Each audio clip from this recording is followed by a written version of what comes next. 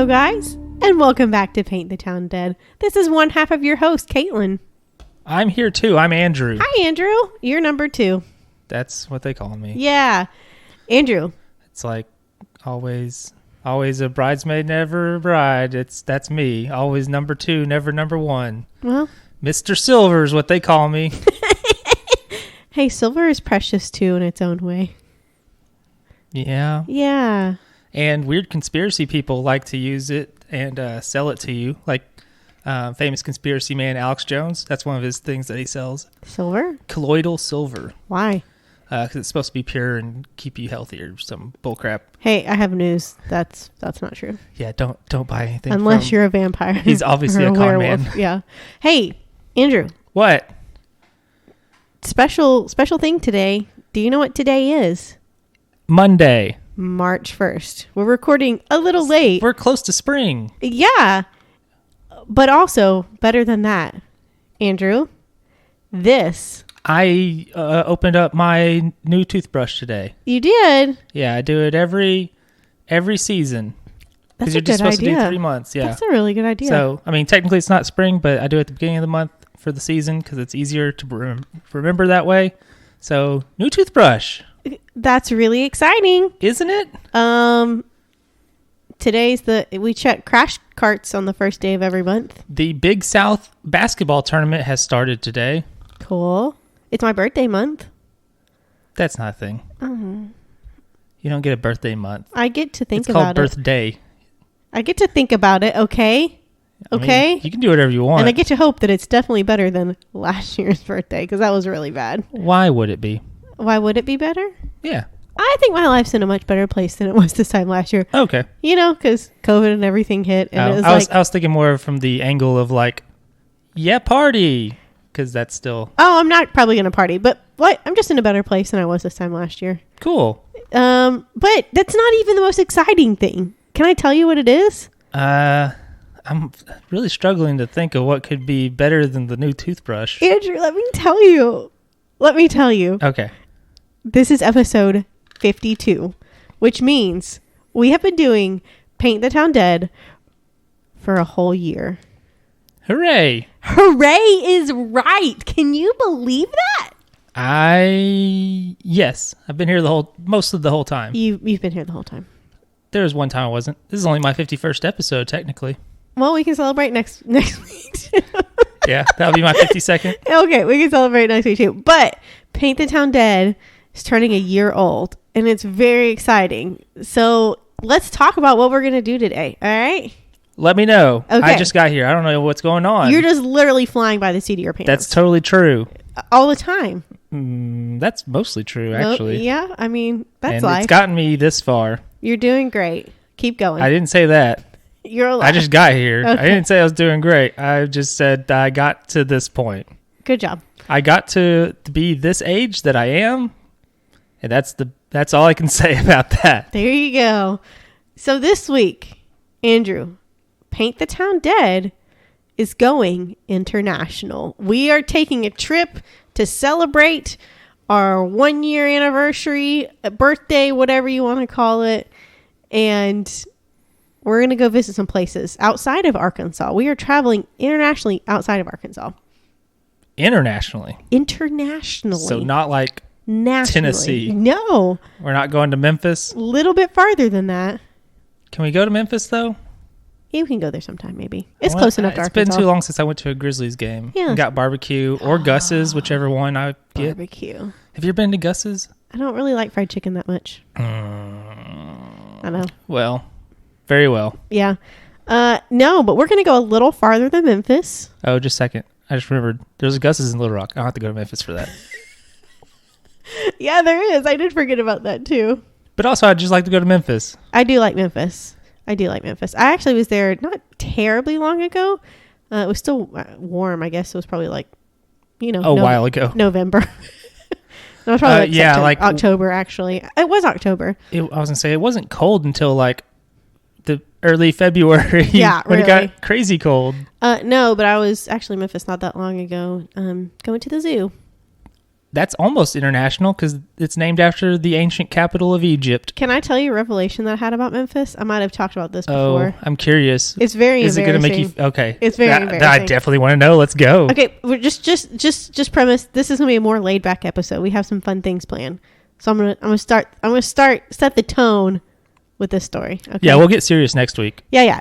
I already have that planned. Oh, you do? I've said too much. Oh, I'm so I excited. might change my mind. But okay, I have an idea of what I'm going to cover. I'm excited. Okay.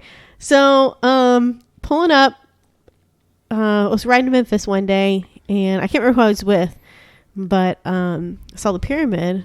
Yeah? And as you do when you enter Memphis, it's a big glass pyramid.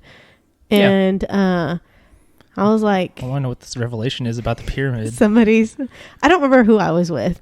And they're like, that's the 6th largest pyramid in the world. Did you know that? And I was like, wow, really? I said, where are the other 5? And they're like, probably in Egypt. Central America. Like, they have them there. They do. They're like, probably in Egypt. And I was like, oh my gosh, of course, yeah. And I was like, hey, did you know that there's a Memphis, Egypt? And then I was like, wait a second. I don't know if the pyramids are in Memphis. No, but there's or at least like the famous ones aren't anyway. But there is a Memphis, Egypt. And I was like, hey, there's a Memphis, Egypt. Did you know that? And then I was like, wait a second.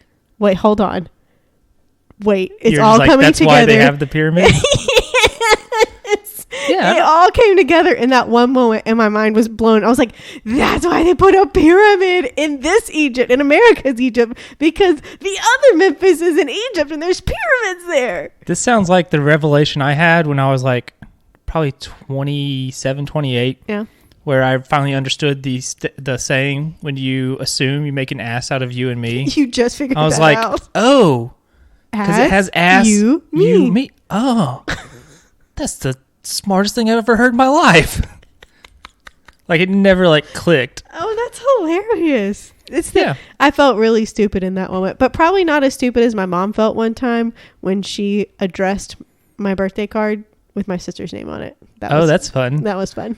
My parents got me a birthday cake with the wrong age on it once. And you're like, it's like, thanks. I was just like looking at it. I was like, what? What's happening? I didn't know I was that age. Hey, cut them some slack. Okay, your dad had cancer. It's fine. Not at that time, but it was funny. It was just like, huh. I see. I'm loved. Yeah. Which, whatever. I wouldn't remember my parents' birthdays, or like, especially how old they are. Yeah. Except my dad is easy to remember because it's the exact same number of Super Bowls. Wow. So you see the Super Bowl every year, and it's like, Super Bowl 50. And it's like, my dad is 50. My dad will be 50 this year. Got it. What month is your dad's birthday in? December. Oh, wow. So you have to wait. You have to wait the whole year and be like, you're turning 50 at the end of this year. Well, it's like easy to remember that way. Yeah, that's cool. Okay. So today, like I said, we're going to visit a couple different countries around the world. We've got some good countries. We've got Turkey, we've got Japan, and we have South Korea that we're going to visit. And also, I have to correct myself. Oh, okay, go ahead. My dad's birthday's in January. Wow. It's my mom's that's in December. Wow. I reversed them.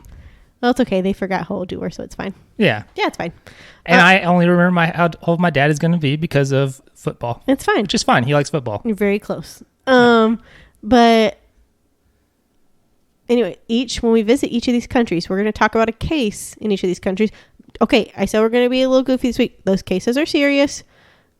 Serious things happen. We will take that seriously. But we're also going to have a taste of each of those countries by sampling snacks that we have gotten from each of those countries. And then we'll talk about it. Don't worry, for you sensitive ear people, we will back away from the mics when we eat. But we're going to talk about it a little bit. Anyway, it's just a little fun thing to kind of celebrate as we go internationally today. And then, we'll go from there. I like it. Okay. Shall we? Only problem is, we almost have a theme going with Korea and Turkey. Mm-hmm. Because they're peninsulas. Only you would think that. They're peninsulas. Japan is not a peninsula. It's an island. Maybe it was once upon a time. I don't know. Probably. I don't know if there was a a land bridge of any sort that got people there, like they did from Russia to Alaska. Yeah. Back in the olden times. Yeah. But yeah, that is something that only I would think of. I guess. Yeah, that's super weird. Yeah, who would care? Yeah, who cares? That's right. So Anatolia. What's that? That's the peninsula that Turkey is on. Okay, shut up. Korea. That's the peninsula that the Koreas are on. It's called the Korean Peninsula. Okay. All right. Let's see how many peninsulas we can name. No, shut up. The Iberian Peninsula. Okay, Andrew. Okay, we're visiting different countries today, so I need to preface with I do not speak these languages, and neither do you. So speak for yourself. You don't speak Japanese. What were you going to say there? Japan? Japan. You don't speak Japan? You don't speak Japan. I just need to preface with that I do. Neither of us speak another language, and she's just saying we're going to mispronounce some stuff real bad. Very much so. And so I just want to apologize in advance. I feel really bad, but I'm going to pronounce it wrong. I've watched plenty of anime. Not a ton of anime. And you watch Japanese wrestling. And I watch Japanese professional wrestling. I'm pretty sure I'm still going to pronounce some stuff wrong on mine. 100%. Yeah, from the Japan side here, so. All right. Whoops. Should we begin our journey? I think so. Okay. I'm really excited about this trip, Andrew. Let's go. Woohoo. What was that? Were you Mario? The train's departing. Woo-hoo. Oh, that would make more sense if I'd done the intro, since I always say welcome aboard like a weirdo. Welcome aboard. We're setting sail. Let's sing a sea shanty. We're on a train, sort of like the Snowpiercer that goes around the world. We're going on a trip in our favorite ship. Okay. I'm supposed to say rocket ship. It's from Little Einsteins. Going on a trip in our favorite rocket ship. I don't know. Yeah. Okay. All right, let's go. I haven't watched whatever the thing is you just said. It's a child show. Okay. Okay, here we go. Is it like Baby Geniuses, that movie? No. No, it is not. Thank goodness. Okay. First stop, toot toot, on our journey is Turkey. We're going to the country of Turkey. And in Turkey, we are going to be talking about a polarizing figure named, I'm going to butcher the name, and I'm sorry, Berea Cox. That's my best. If you want to try it, it's Bahriye. Last name Ucok.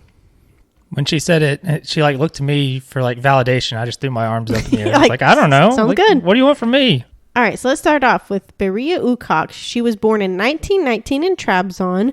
She was a Turkish academic of theology. She was a left-wing politician, a writer, a columnist, and a women's rights activist. So not something you'd really expect to see in Turkey, I think. The city she was born in was, at least at one point, a melting pot of cultures and religions, being located on the historic Silk Road, from the Ottoman Empire and all that. It was founded in 756 BCE. And that's kind of mind-blowing to think about, that America was founded a long time later. 2,000 years? Yeah. Not 2,000. 1,000? An amount. Yes. Let's a say long time later. Maybe 2,000. Yeah. Okay. Math. So, yeah. the metro. Yeah, it was at least 2,000 years later. Yeah. So the metro population is around 779,000. I mean, that's pretty big. So it's a big city. And I looked at the pictures of it, and it's a really pretty place, and it looks really cool. Anyway, she graduated from a girls' school in Istanbul, which used to be Constantinople. There you go. She was educated in medieval Islamic and Turkish history at the Faculty of Philology. I must have written that wrong. History and Geography of Ankara University. Okay, and when they say faculty of, I think they mean the college of. I think that's what they refer to it as a faculty of. Philology is a thing. Okay, then I wrote it right. It's the study of language in oral and written historical sources. Then it was philology. At the same time, she attended the State Conservatory and completed the opera section. So she studied philology, history, and geography, and then she also studied opera at a different facility, a conservatory. So she's very smart, very well-rounded, very accomplished. You've mentioned the only 3 cities I've ever heard of in Turkey. What? Trabzon, Ankara, and Istanbul. They're pretty big cities, and they're not too far from each other, I don't think. Probably not. Istanbul, because it was Constantinople. Ankara is the capital, and Trabzon, because I think they have a good soccer team. Oh, really? I've seen the name on FIFA. Oh, okay. Trabzon and Galatasaray. I don't know. Is that a real place? It's at least a real team. I don't know if that's the name of the city necessarily. Oh, cool. Okay. Yeah, it's a pretty big city. It looks pretty legit. So after 11 years of teaching high school, in 1953, I'm going to say this wrong, Berea entered back into Ankara as an assistant in the Faculty of Theology, which is why I think that's like the College of Theology. She obtained her PhD in 1957 and became an associate professor with her thesis, which was Female Rulers in Islamic Countries. And finally, she became a full professor, becoming the first female professor in that faculty, in that college. She was being fluent in Arabic and Persian. As part of her work, she interpreted Islam in a modern and tolerant way, focusing on the role of women in Islam, which was kind of, very forward thinking. So in 1971, Berea kickstarted her political career by being elected contingency senator by President Cevdet Sunay. And in 1977, she joined the center-left Republican People's Party. After the military coup in 1980, she co-founded the People's Party and was elected deputy of Ordu into the Grand National Assembly of Turkey in 1984. A year later, in 1985, after a fusion with another political party, Berea's party was renamed the Social Democratic People's Party. Apparently, there are a lot of political parties there, and they all have very similar names, so it got kind of confusing. That's not unusual. Yes. Yes. Like if you look back at, say, Germany before the rise of the Nazis. Yes. Or during also. A lot of them were like the something socialists. Yes. Even like the Nazis are the National Socialist Party. Everything had socialist in the name. It was really obnoxious. And a lot of that was like Democratic, Social, Republican, things like that. Yeah, just like flipping some words around. Yes. So her party was renamed the Social Democratic People's Party. She was also an opinion columnist in the newspaper The Cumhuriyet. And Berea was vocal about her opinions of women's rights and religious secularism, as well as she was a critic of religious conservatism.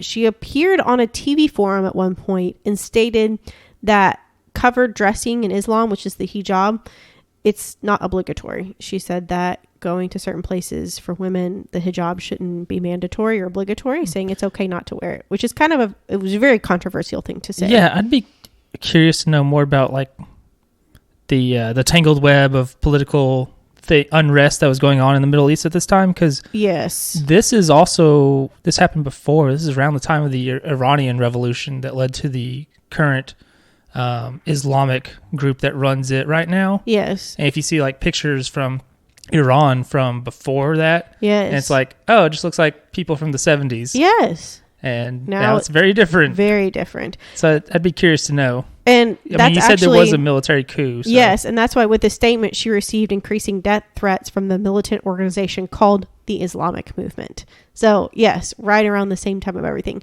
And let's just get something straight. The Islamic movement is a very far out there movement. This is not representative of a lot of people of Turkey and of that area and of Islam in general. So let's just get that straight. On October 6, 1990, while checking what she thought was a book package in front of her house, Berea was assassinated by a planted mail bomb. And the assassination remained unsolved for a long time. And that was about 4 years until 1994, when Gule Kalap, a woman who delivered the mail bomb package, was arrested in Izmir, which I think is a city, where the Revolutionary People's Party was located. And this party allied themselves with the PKK. And I looked at each of these links on Wikipedia to each of these parties, and they're all branches of each other. They all have similar ideologies. They're all extremist and terroristic. And the PKK and the the Revolutionary People's Party. These are classified by many countries as terroristic groups. It's kind of been debated though with the PKK, because some of the ideas they have are for freedom for certain groups of people, which I get, but they go about it the wrong way. They can be violent. Anyways, it's a lot of back and forth. It's a huge Wikipedia page. There's a lot of information on all of these Wikipedia pages about these different parties and their ideologies. So Google it. So Goulet was arrested. They found her and they arrested her. She was sentenced to 22 years in prison, but she was there for about only 12. And when released in 2007, she joined the Democratic Society Party, another party, and became its VP in 2007. This group was said to have ties to the PKK, which is why I said they're all kind of groups of each other. Her group was later banned and sort of succeeded by the Peace and Democracy Party, but I think it's kind of misleading title. It's all a part of the same thing, really. Oh, I mean, it's not like if you're like the bad guys, you're not going to name yourself Cobra. It's not like G.I. Joe. Yeah. Like it's like North Korea, for instance, since we're going to talk about regular Korea. Yeah. They're not called the dictatorship of Korea. No. It's the People's Democratic Republic of Korea is their name. So yeah. It's like, no, it's you're not very people-centered. You're not democratic. You're not a republic. It seems like you're lying to me. You're not telling the truth, are you? Yeah. Yeah. So really the legacy that Berea leaves is she wants to have a less radicalized religion, not just Islam, but of all religions. She leaves a legacy of wanting higher value and rights for women's all over in Islam and all over. She was brave and she fought hard for what she believed, and unfortunately she suffered for it. But anyway, she leaves behind a pretty interesting legacy, one that you wouldn't expect to see from that area of the world, I don't think. I mean, in some ways, yes. Yeah, you know what I mean. So anyways, I thought that was interesting. And I got pretty much all my information from Wikipedia, because the other websites were in a language I could not read. Do you think that language was Turkish? I think it could have been. A lot of them were, yes. Maybe Arabic and Persian, which is what she spoke as well. Which brings up a good question. Do they speak Arabic in Turkey, or do they speak Turkish? Is Turkish a language? Uh-huh. Okay. Yeah, I found that out. Sometimes it's hard to know. It's a melting pot, a little bit, of languages. I could see that. It was, at least, back then. I don't know about... I think it's probably mostly Arabic now, probably. Maybe. I mean, yeah. Yeah. It's practically Europe, so there's probably and they're on that peninsula that connects to Europe, essentially, so there's probably a lot of... Peninsula! Yeah, there's probably a lot of moving parts there. Yeah. Also, people from a lot of foreign countries like that know multiple languages, unlike, say, in America, where we're just like, I just know English. Like, yeah. I'm not traveling to... it's not like living in Europe where it's like where you have the European Union and you just can free travel to other countries. It's like, welcome to France, we speak French. Welcome to Belgium, we speak a bunch of other languages. We speak French and German and Dutch. And then welcome to Switzerland, we also speak French and German and Dutch and whatever. And just constant. Yeah. Anyway. I don't know a lot about that area of the world, so it's kind of interesting to read a little bit more. So. Yeah, there's a lot of places in the world where it's like... I don't know much about it. I mean, heck, just think about how much we've learned from doing this podcast just about Arkansas. A lot. And we've lived here for most of our lives. Majority. Yeah. All of our lives, if it's just me. Most of our lives, if it's me. When it comes to you. Yeah. So, I mean, even places we live in, there's still lots to learn. Imagine places where we haven't spent any time following the history at all. I have been to Japan before. Oh, yeah? Very briefly. I was going to say, isn't that when you went to Singapore? Yes. Okay. And my destination was Singapore, and we stopped in Japan for a little bit. It was like a day. They banned gum in Singapore. You cannot purchase gum in Singapore. You can go to Malaysia, which is across a bridge, and purchase gum and bring it back with you, but you cannot purchase gum in Singapore. The reason is because they wanted people were spitting gums on their sidewalks, and they're like, okay, this is why we can't have nice things, so we'll just take it away from you. So they banned the selling of gum to keep their city nice, and it is a beautiful city. It's a city-state country. Yes. It's an island, and it is a country, but it's also a city. So, anyway, pretty cool. I like Singapore a lot. I bet you did. I did. I don't know what that means. I don't know why I said it that way. Let's try some Turkish snacks. Okay. All right. Let me grab my pile. Let's say you go first. Okay, let me find it. It's over there. Is this my turkey pile? Yeah, there it is. Can you hand that to me? Which, all of them? Or? Yeah, hand me all of them. Yeah, we have we picked out what snacks. I bought big boxes of snacks from each country, and we're going to try them. Okay. We don't read the languages on these packages, so we're going to go by pictures and just like clues of what we think. I'm going to try to read what's on it, but I'm going to read it wrong probably.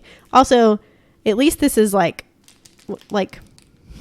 letters I can read, whereas like I definitely can't read the symbols of Japanese and Korean. That's correct. What you got there looks like a pecan pie. It does. It looks like a pecan pie, but it has like chocolate sprinkles on it. It looks like a cookie crust. And it says Sin Portakal Soslu Biscuvi, and also has a little orange slice on it. So we're gonna try it. Maybe like a cinnamon orange thing. Sin? You think by sin it's CIN? Yeah, I don't know. I mean, that could mean something entirely different. I'm sorry, I'm opening a package. It's really annoying. I'm trying to hurry and open it. Okay, I'm gonna smell it. It's chocolatey and fruity. Straight up. Is that? Is the like crust part like marshmallow? It kind of looks like it. No, it's like a cookie. Okay. I'm breaking. Ooh, that is chewy. I broke it in half. Here you go, Andrew. Oh, geez. Here we go. We're going to try it. Okay, cheers. Boop. Oh, thank you. You got me a napkin. Okay, here we go. Step back from the mic. Andrew just pulled it apart all gooey. Okay. The sprinkles are chocolate, but it's very overwhelmingly chewy cookie orange. Very orange. Very orangey. Very. I mean, it's not bad. What do you think? What's your take? Not a fan. You don't like it? No, I don't think so. I like it okay. All right, you try your snack. Oh, okay. Let's see. Pick one. Okay. Here's one we can read. Okay. Because it says pizza cracker. Hey, I bet that's a pizza cracker. So, yeah, it literally just says pizza cracker with a K. Yeah. All right, let's try it. It's like I think it's like a whole bag of crackers. On the front, there's also a tomato, an onion, and a pepper. So, okay. I guess that's what is in it. All right, let's roll. Do it. Trying to see if there's anything else where it would have anything that's vaguely English, but no. Crispy little cracker. Not overwhelmingly pizza, but a subtle hint of pizza. No, this is where our Americanism is going to come into play, because I feel like most stuff from other countries is not as like overwhelmingly flavor filled blasted. it with all of the salt we could, or all the sugar is in it. Yeah. Because like, you know, you think of like a pizza thing, you're like, oh yeah, like those pizza Pringles that are just like flavor blast. Yeah. I like those though. I think they're very good. They're okay. Yeah. I like them. Okay. Next we're going to try. It says Iti Cicolata Kifince Rulo Gofret. I can't read that. Cicolata. It's a chocolate it's a little chocolate bar filled with something. That's all I've got. So, I love the foil. It has a little gold foil that's wrapped in. I'm trying to open it. I believe in you. I'm trying. You can do it. I'm just going to rip it. There you go. Ooh. Okay, it's like a darker chocolate, which I love dark chocolate. Oh, it broke. Okay, well, here you go. Yeah, perfect. Okay. Doesn't look like it's filled with anything. No, it doesn't. It's just a chocolate of some sort. The front looks like it's filled with something, but inside does not. Maybe it's like what's that? Oh. Little crunchy. Got little crunchies in there.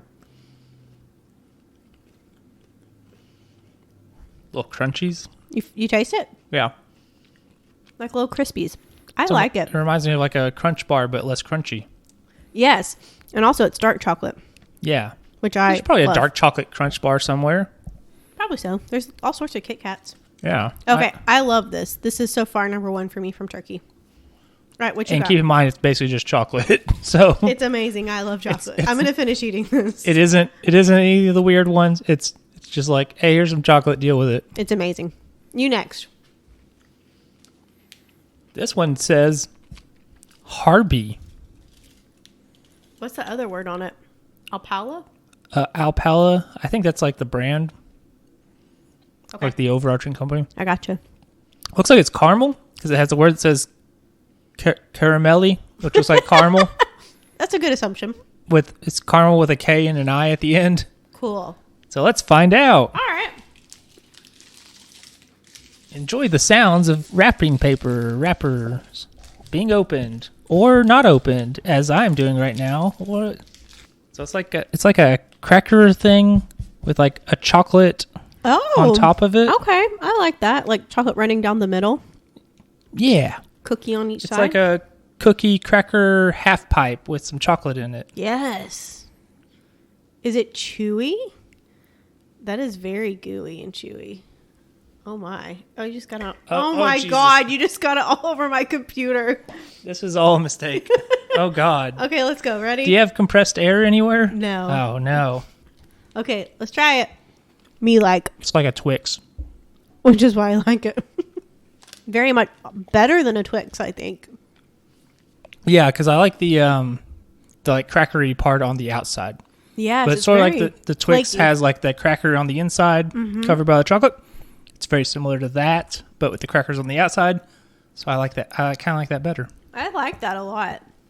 Okay, next one is it's the same company, Alpella, the one that you just had. It's called a 3-gen, I think. It says Bies Cicolata, which I'm gonna guess is chocolate. Kaplamali, Sutlu, Cremali. I'm gonna guess that's cream. Go for it. Can't read any of that. It's white, so I'm guessing it's white chocolate. Ooh, it looks like it. Ooh, it's kind of like a Kit Kat on the inside. It's like a white chocolate log. Okay. What in tarnation? Cheers. It's like 8 layers of crackeriness. Love it. Let's go. I'm in love. That almost has a little peanut buttery taste almost. You taste it? Like a wafer peanut buttery. Yes, kind of like a Nutter Butter. Like a very hint of it. It's definitely wafery on the inside, like a Nutter Butter. But the white chocolate coating is not overly white chocolatey. I approve. Love. This thing is just like a big old... It's like... That's me blowing cookies off my computer. What? Let me see. It's sort of like a wafer... It's a big circle. It looks like a big rice cookie. It reminds me of Nutter Butter, like the wafery part. Yeah. So we're gonna open this package too. What's it say on it? Koska, which I guess is the brand. And then it says like Kaget Helva. I don't know. Yeah. And there's a little kid on it. And he's like holding his hand up, like, check this out. All right, let's go. Yeah, looking at it, I think this might just be a big ass wafer. All right, let's try it. I'm not positive. It doesn't look overly sweet. I kind of need a break from sweet right now, so let's try it. Just break off a piece. Just don't hand it. That's why I'm trying to pick a good spot. Oh, okay. Doing it over the trash cans.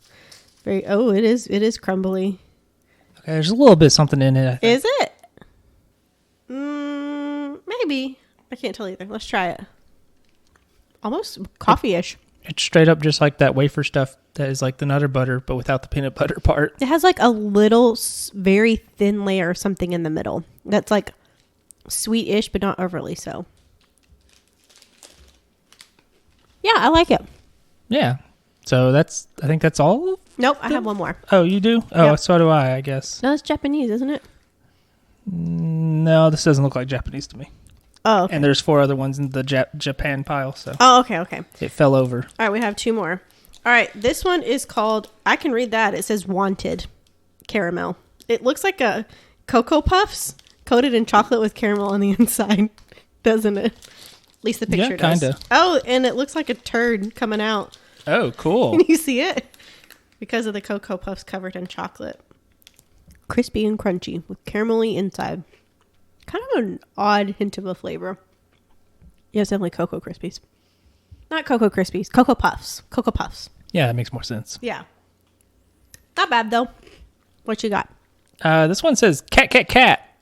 No, it doesn't. It says cat, cat, tat. Oh, it does. Cat, cat, tat. Where are your glasses?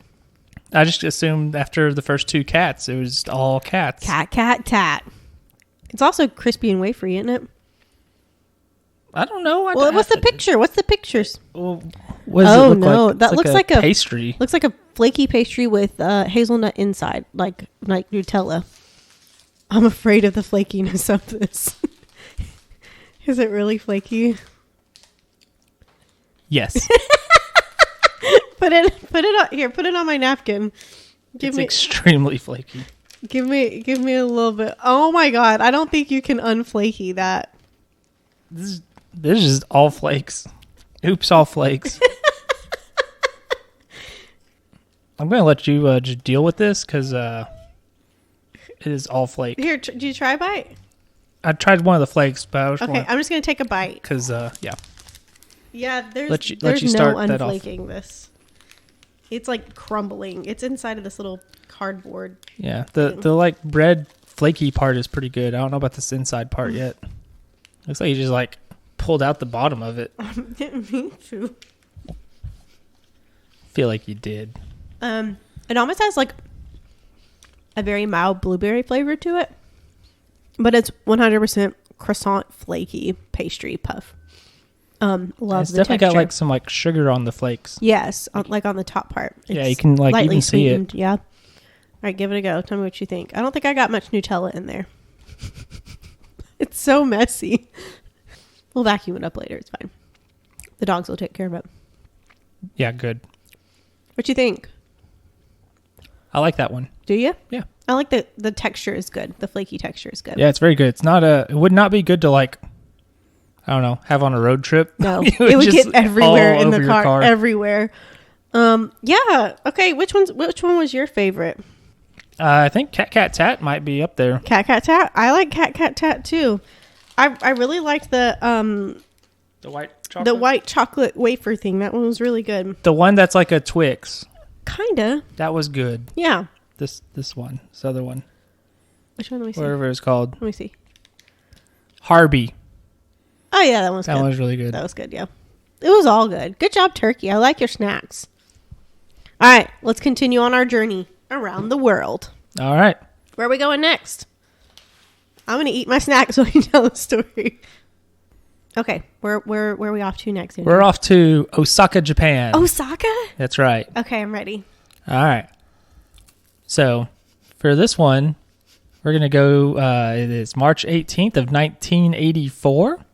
We are going to follow a man named Katsuhisa Ezaki. Good job. Thank you. You don't know if I did it right. I don't. He was the president of Ezaki Glico, which was a food company in Japan. Wait. A food company? That's right. Oh my gosh. They made all kinds of foods. Like they did meat, they did whatever. But they were most famous for their candies, like Pocky and caramels and pudding and stuff. They make Pocky? Yeah. Cool. I think lots of people make Pocky. I think it's one of those things where it's just like... Oh, that's not a brand? I'm not sure. When next time you're at Kroger, look at the Pocky and see if it says Ezaki Glico on it. Okay. So he's the president of Ezaki Glico, that company that makes all kinds of candies and various other foods. He comes home and he decides to take a bath because that's what you do after a long day. You gotta get in the tub, just soak for a bit. Mm-hmm. And then two men wearing hoods break into the bathroom where he is, drag him out of the tub. Ezaki's wife and daughter are already tied up. Oh, no. And the phone line has been cut because this is back when you had phone lines and that mattered. 84. And Ezaki's mother lived next door. She had also been tied up, so they knew she was there, I guess. So they had some kind of inside knowledge of some sort, you would assume. And the men drag him out. They take him to a warehouse. The next day, the police are searching for him, and they find a ransom note in a phone booth. Again, 1984. Wow. A nearby phone booth. So, the note demands 1 billion yen. Which is how many dollars? It was 4.3 million in 84, 10.8 million today. Wow.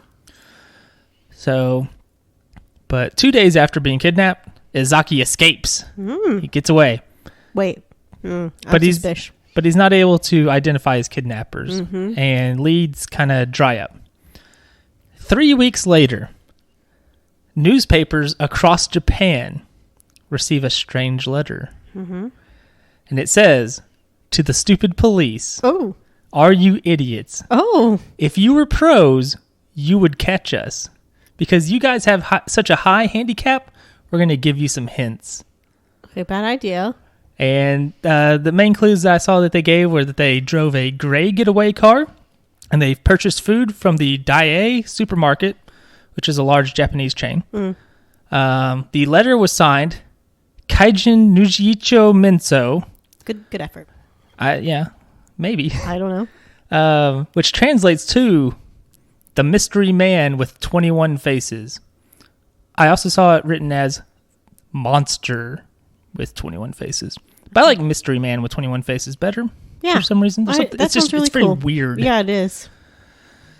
So they would send, he or they or whoever, they would send more letters that would be published in the newspaper with more clues that just kind of led nowhere for police. And they would taunt the police in these letters. In mid-May, they send a letter that was especially strange and terrifying. Why would it say? It said that it claimed that they had laced packages of Glico candy with cyanide. Oh, God. Not specifying which kind that they had laced. Glico candy? Yeah, the Azaki Glico is the company. Yeah. So Glico recalled all the candy, had all of it tested, and it all tested negative for cyanide. But it did harm Glico's business. Like, they had to lay off 1,000 employees and stuff. They must have been a big company. Yeah. So it's a bad time for them. Yeah. As you'd imagine. Yeah. And so in these letters, sometimes they would also demand money. The mystery man of 21 faces. And they would never show up to the drop-offs where the money was. Yeah. And one time, one of their things, they told they told Glico employees that they needed to go to a certain phone booth at a certain time.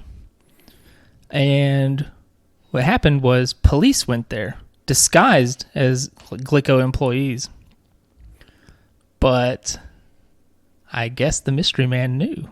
He sent another letter. It says, "You thought you could fool us, dressed up in your nice businessmen's blue suits, acting like salarymen. But those shifty eyes gave you away." I like this Japanese to English interpretation. Yeah, this is translated. Yeah. By somebody. I like who it. Hopefully did a good job. I hope so. In June, we get another letter. Basically saying they were going to lay off Glico. They're like, hey, the president, he's gone around too long with his head hanging low. We're going to lay off. We've been too mean to him. Yeah. We had a good time, but we're going to move on. And then it said that they were going to leave. They're like, Japan is too hot and too humid, so we're going to leave for Europe for a while. Oh, good. And it said we'd be bringing along delicious Glico treats with us. What? Just to be like, it's fine. We didn't do anything to it. It's fine. Yeah, we know it's fine. We didn't do anything to it. Yeah. And they say, we'll see you in January. January? Yeah, because June, they're coming back when it's not hot and humid. Oh, okay. September, which is decidedly before January. Oh, yeah. They get back to it. They call on the phone. They call? Yeah, they call on a phone another candy company called Morinaga, and they demand $400,000, which is a little over $1 million. Uh-huh. Wait, $400,000 or yen? $400,000 is what the article said. Okay. Morinaga did not comply. So the mystery man with 21 faces sends a new letter. And it says they added a special flavor to the Morinaga candy. It's cyanide. Of potassium cyanide. And they also said that they attached a notice on the packages. So the police begin searching throughout all these stores in Japan. And they find boxes with warnings on them that read, "Danger, contains poison. You'll die if you eat this." Signed, the mystery man with 21 faces. What? And they test the candy, and there was indeed cyanide in it. Was there really? There was cyanide this time. Wow. And then they told superstores, supermarkets, whatever, told them they needed to boycott Morinaga. Otherwise, they would send out more poison candy. This time without warning labels. Ooh. Yeah. That seems... Okay, go ahead. So, obviously you're trying to figure out who this is and where they are and all this stuff. I think I know who it is. The police, 20% of Japan's police force is working on this. Holy cow. They're staking out stores and all kinds of stuff. They're looking over surveillance footage. They even released the audio from the blackmail call to the public so they can see if they can identify them in some way. Mm-hmm. Just run around and just not finding anything to go on, though. And there's more letters taunting the police, telling them they're terrible and no good at their job. Gosh. They make more demands for money from other candy companies. They demanded 100 million yen from Fujiya Company, 50 million yen from Surigaya, and still not finding any evidence in this case. And in August, the head of Shiga Prefecture Police, named Shoji Yamamoto, doused himself with kerosene and set himself on fire. Why? Because he blamed himself for the police's failure to catch the perpetrators. Oh my gosh. And killed himself by setting himself on fire. Terrible way to do it. Yeah. So the bad guys here, they send a letter. It says, no career. It says no career. As in, I guess, like, he was going nowhere. No career Yamamoto died like a man. So we decided to give our condolences. We decided to forget about torturing food-making companies. We are bad guys. That means we've got more to do other than bullying companies. It's fun to lead a bad man's life. What? Yeah. And with that, they disappeared. Forever? Police continued searching. They investigated 125,000 people, followed up on 28,000 public tips. 125,000 people. And still nothing. The statute of limitations on the kidnapping ran out in 1995. The poison candy statute of limitations ran out in 2000. And yet, we still don't know who the mystery man with 21 faces was. Oh my gosh. Andrew, that was a weird one. Yeah. I liked that. And hopefully none of this Japanese candy is going to have any of the cyanide. That reminds me of like the Tylenol thing. Yeah. Remember that? I do. I remember. I wasn't there. I mean, yeah. Yeah. That there's even like a bit in there. It talks about how like people, if they gave candy to people at that time, they'd be like, no, it's not from Glico. It's fine. Oh, no. Oh, it's a different company. Did Glico recover? I think they're still around, maybe. Cool. But yeah, we don't know who that was or who they were. Yeah. There's stuff like, supposedly they wrote in a dialect that is specific to Osaka. Gotcha. Because Osaka, I guess, is like less formal than a lot of places. Oh, like, really? Yeah, and more like jokey or sarcastic. Mm-hmm. Because it even mentions in the article, which came from Atlas Obscura, by the way, that like basically all the famous comedians come from Osaka.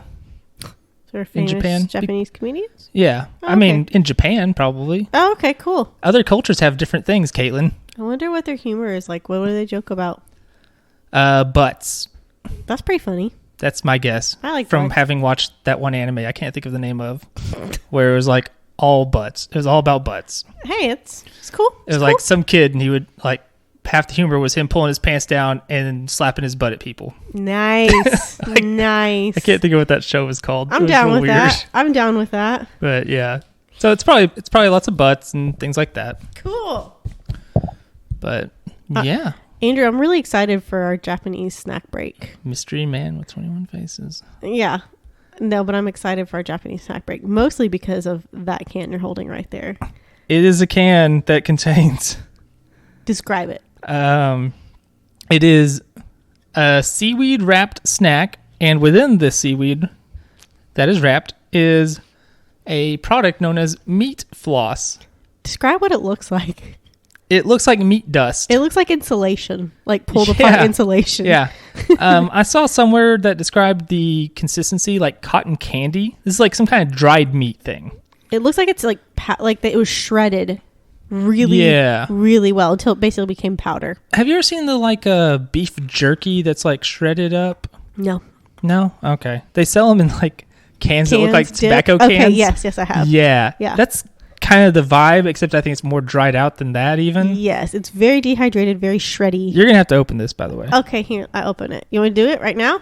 Yeah, may as well. Okay. That's what we're here for. It's probably going to stink when I open it. Oh, man. I don't want to smell it. Oh, they're in like little packages, individual inside the can. That's so cute. Oh, my God. It doesn't smell They're way smaller than we expected, too. Oh, my. Now I'm smelling it, though. It's not unpleasant. Seaweedy smell. I like seaweed, like on like sushi and stuff. All right. I'm really nervous about this one. I am, too, because I just saw this on Amazon. It said meat floss, and I was like, what the flip are they talking about? Okay, it's hard on the inside. It's probably got to be packed in pretty good, I guess, right? No, sir. No, thank you. No, sir. It has almost like a chewy, sweet flavor. It's weird. That seaweed is overwhelming.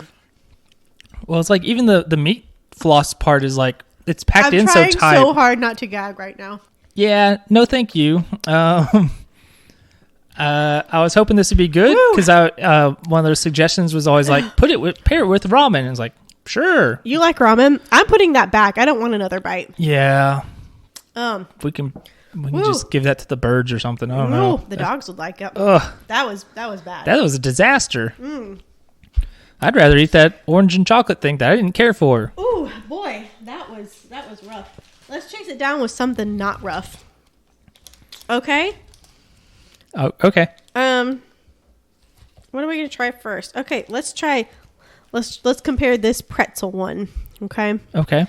We had pretzel snack from Turkey, which was good. It looks like Pocky without the chocolate. Yeah, Pocky without chocolate, and it's savory, not sweet. Oh, we should look and see if any of these say Izaki Glicko on them. Oh, okay. I can't read it. This one says Caparapa. This is Golden Fuji, so I think is the company. Move on from that. All right, so let's try pizza pretzel sticks. I wonder if it's going to taste like mayonnaise and corn, since that's a thing they do there on pizza. Looks like a Supreme that we're trying here. Oh, cool. Could have mayonnaise as the sauce instead, though. It doesn't smell overwhelmingly like anything.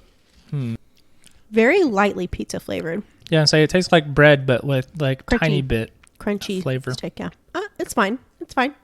It's not a favorite. It's fine. As long as I get that other flavor out of my mouth. Yeah, that was no good. No. That was a disaster. Yes, that's what I would call it. Put it away. All right, what's up? I don't know what this is called. Describe the packaging of it. Describe the outside. There's no English lettering that I can find. None. Usually you can on some of these. The like packaging. A tube. It's like a lightweight, firm tube on the inside. Yeah, and there's the packaging. There's a bootleg-looking Kirby character. It looks like he's an octopus, actually. Oh, yeah? And some kind of like raccoon I think those are like multiple arms. And then I think he's there again at the top. And this might be a fishy flavored snack. There's a lot of those there. I think this is supposed to be like a cat. I thought it was Doraemon at first, which is a cat. So we shall see. Let's give it a go. You talk for a second while I open it. Okay. I'm looking at my snacks now, and I don't see any English language on them. So I don't know. What the hell is this? Looks like a crunchy churro. But I think there's seaweed. I think there's seaweed flecks on it. Oh, no. Let's hope it's better. Our last seaweed was terrible. All right, you take a bite, and then I'll take a bite, because I think it's going to be hard to break that one. Yeah, it's very light and flaky feeling. Like a rice thing? Something rice related? Potentially. Yeah. All right, give it. Or like, what's the fried thing that they put shrimp? What's their fried thing called? Tempura? Yeah. Maybe like a tempura-ish thing, potentially. All right. Get a crunch off that. Is it savory? I believe so, based on the smell. Okay. I don't hate it. Oh, okay. Very light. The smell is like soy almost. I like that. It smells very like ginger soy. Yeah. Fried Worcestershire. Yeah, it's kind of Worcestershire. Okay, here I go. Yeah, that's not. Yeah, I don't hate that at all. I love this. I'll let you finish it if you want then. Okay. Because it seems like you like it more than I do, even though I'm quite okay with it. You can have it. I have another one. Well, we don't know what the other one's flavor is because it's a different color package. It is a different color. You're right. For all we know, it could be entirely different. I like that. That's a good... And I think it does have seaweed flecks, but they're not revolting like that was. Well, the seaweed to me wasn't the problem with the other one. It's the thing on the inside. The meat floss was the problem. It's pretty bad. I can't believe I hated the floss. Who could have seen that coming? Something called meat floss. Yeah, it's one of those things where you see it and just like, I have to know. Yeah. It's like, what's the quote from Johnny Bravo? He's like, I'm sickened but curious. Something like that. That's so true. It's like one time I was at the liquor store and I saw a Bloody Mary thing and it was like Frank's Red Hot Bloody Mary just in a can. It's a Bloody Mary. It's not Bloody Mary mix you add to the vodka. It has the liquor in there. And I was like, I bet that's terrible, but I have to know. Did you try it? It was totally okay. Oh, okay. I wouldn't get it again. Fresh one's better. But I'm glad I tried it. You tried it, yeah. You ventured out there. Yeah, it was good enough I finished them. Okay, this next snack, Yaokin is the brand. Yaokim. On the front, there's lots of cartoon characters. They're very cute on all these packaging. It's a banana tribal guy. And it looks like banana. Something is lightweight, maybe fluffy, maybe chocolate on the inside. Let's find out. Oh, it is a banana. We were right there. Oh, it has some kind of like coating on it. That looks terrible. Inappropriate. It looks like circus peanut. Yeah, it's banana. Straight up marshmallow. Oh no. Your favorite. I'm not a fan of marshmallow. How are you feeling about that? That's fine. It's like I'm eating in the microphone, I'm sorry. It's a banana flavored coated marshmallow. Okay. Well, give it a go. It's been nice knowing you. Like some kind is that marshmallow? I guess it's marshmallow. This looks like does it remind you of a Peep at all? Because it kind of reminds me of that looking at it. Now that I can see the insides of it. I mean, it's marshmallowy like a Peep, I guess. Oh, yeah. Just try a little bite. I'll finish it off if you don't like it. No, thank you. I like it, but I like banana. Oh no. Better or worse than meat floss? Honestly, about even. No way. It has that banana candy flavor, which is not like banana. Apparently, it's like bananas from olden days. Oh, really? Yeah. I can't believe you heard this story. I have. Oh, okay. But, yeah. I like this. I'm going to eat the rest of it. It reminds me a lot of the innards of a moon pie. Yes, that's exactly it. Isn't there like a banana cream moon pie? Isn't that a thing? Yes, I have one in my pantry. Just one. It's a mini one. It's from my parents' house.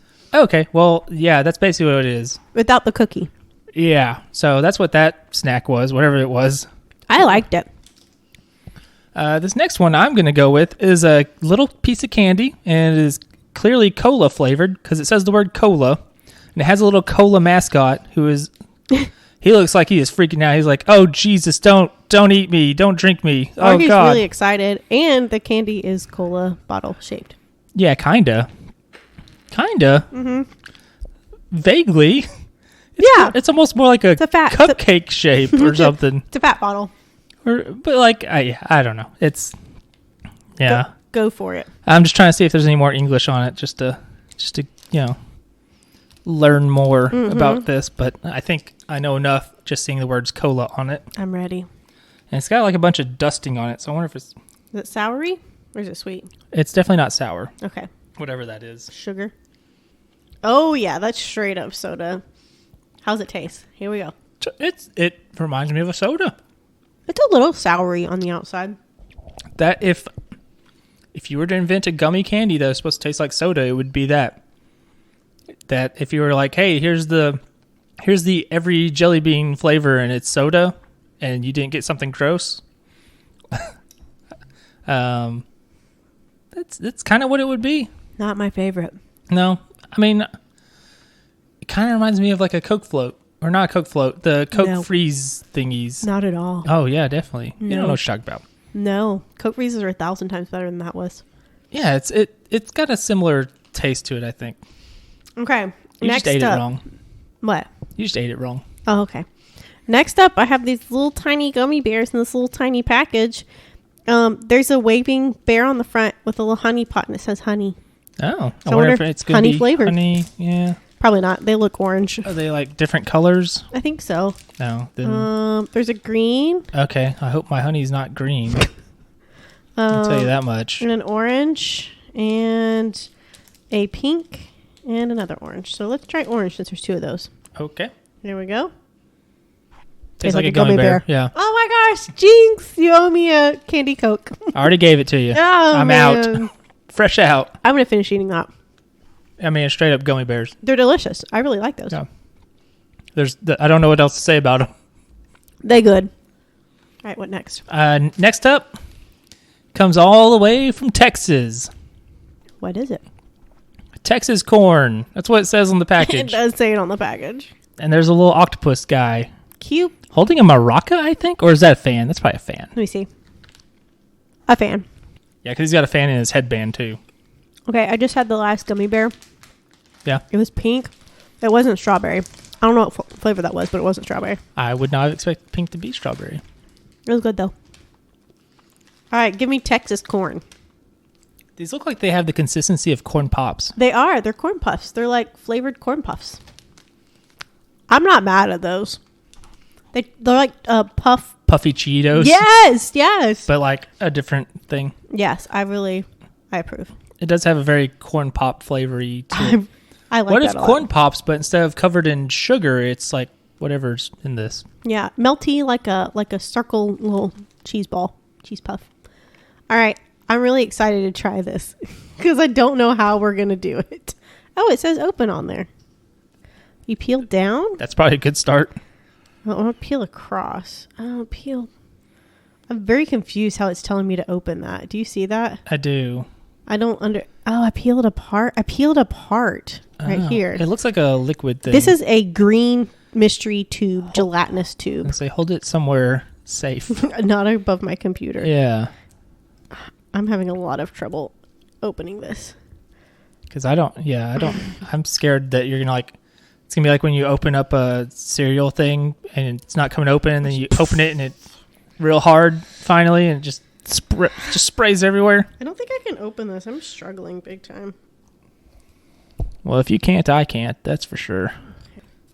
I feel like this is just a disaster waiting to happen. I know. Here, go grab the scissors. I don't know where those are. You go grab them. Okay, hold on. I don't know where you keep your stuff. There's yeah, so this Texas corn, I bet they don't sell it in Texas, but it's pretty good and they should. So Texas, get on the ball. Let the people of Japan know what's up. Okay, here's how we're going to do this. I'm going to cut the top out. It's just... Oh, Jesus. And I'm going to slurp half of it. Oh, jeez. Why are you OG'sing? Just worried about how this is going to go. It's very gelatinous-y. Oh, jeez. That texture Be careful. Is something else. She's got like some kind of ooze snack here. How'd you feel about that? Did not care for it? Oh, she just spit it out. Oh, what gosh. Is that flavor? What is that texture? Let's look up what konyaku is. Oh, that was terrible. I could not finish that. Unless it's a brand. I'm gonna type in konyaku. Konyaku, authentic Japanese product. Okay, well, I guess it's a brand, so I'll have to look it up. Okay. I think. Get you a pull off that. I think it might be a plant. It's konyaku. I'm not sure. Get you a pull. Go on. Right. Nothing like them Texas nuts. You have to kind of like slurp and bite. Yeah, I'm just feeling it. Oh, it's pretty gelatinous-y. I don't know what flavor that was. Konyaku, some kind of potato. Oh, that ain't a potato. A jelly potato. Oh my God, it's flopping around on the top of it.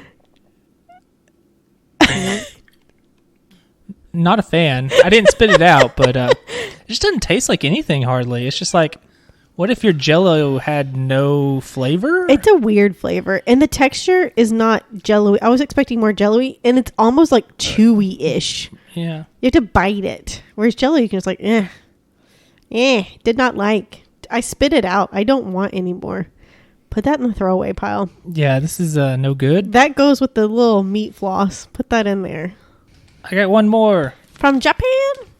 I can't read basically any of it. There's a part like along the like borders of the package. It says like karappa papa or something. Okay. I don't know what that's supposed to mean. I don't know if that's like a noise or what, because there's like I don't know what's going on. One of the there's like little characters on it. One of them's holding a book and it says menu in English on it. I don't know why. He's learning English. Maybe. All right, let's give it a go. Do you think it's gonna be sweet or savory? Because there's no indicator of what it is. No, there's nothing on here that tells you like what this is. There's nothing that's like, here's a graphic of what this object is going to be. Yeah. Which I guess was the same with the Kirby Doraemon looking thing. Yes, and I liked that thing. I think it was good. It looks a lot like the Doraemon thing, but they're like little rings. Oh, really? Oh, they look like a little octopus, little calamari. Kind of a similar smell too. Similar flavor. Yeah, so very similar to whatever that was. Yeah. Okay, cool. That's in snack form versus bar form. Yeah, it's like little rings.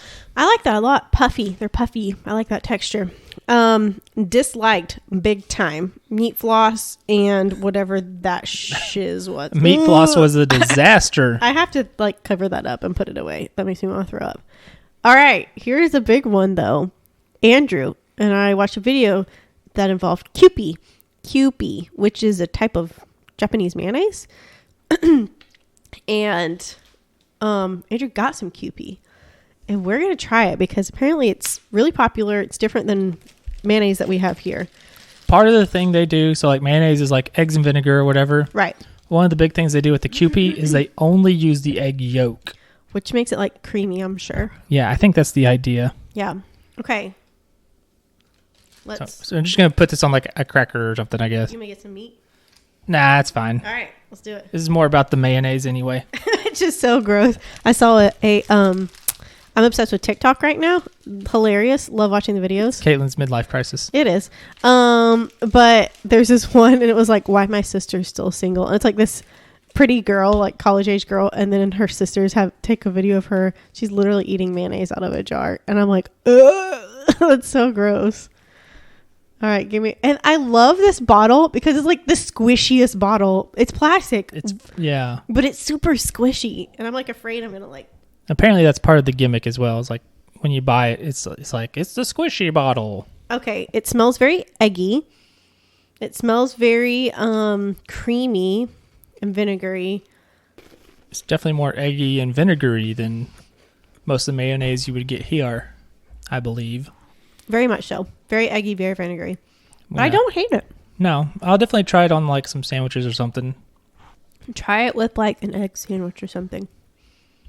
Maybe. To enhance the egg flavor. I need more egg and vinegar. It's a lot eggier, really, actually. Probably more like how mayonnaise is across the world, honestly. As far as like... Maybe. Well, I heard that most mayonnaises are just, basically eggs and vinegar, salt with just like maybe a skosh of sugar. But I heard that like American mayonnaises are very sugary. That's which I would true. Never know. I can't taste that. Our bread is sugary in a lot of cases. Yeah, people say it is. I don't know. Well, I mean, I remember when I was working at the Chick-fil-A, they were like, we're going to phase out the buns that have high fructose corn syrup. And it's like, there was high fructose corn syrup in our bread? Yeah. Like, what? What are you talking about? Who knew? Yeah.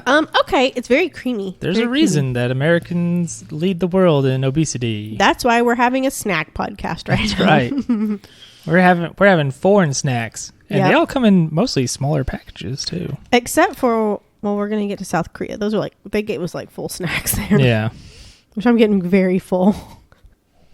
Okay. That was great, Andrew. I really like visiting Japan. Thank you for taking us there. I'm glad you enjoyed it. On a magic carpet ride. Now we're heading over to South Korea. We're going to talk about a crime there, which apparently is pretty famous, but I've never heard of it. It's actually multiple crimes. It's a pretty wild story. So we're going to talk about it.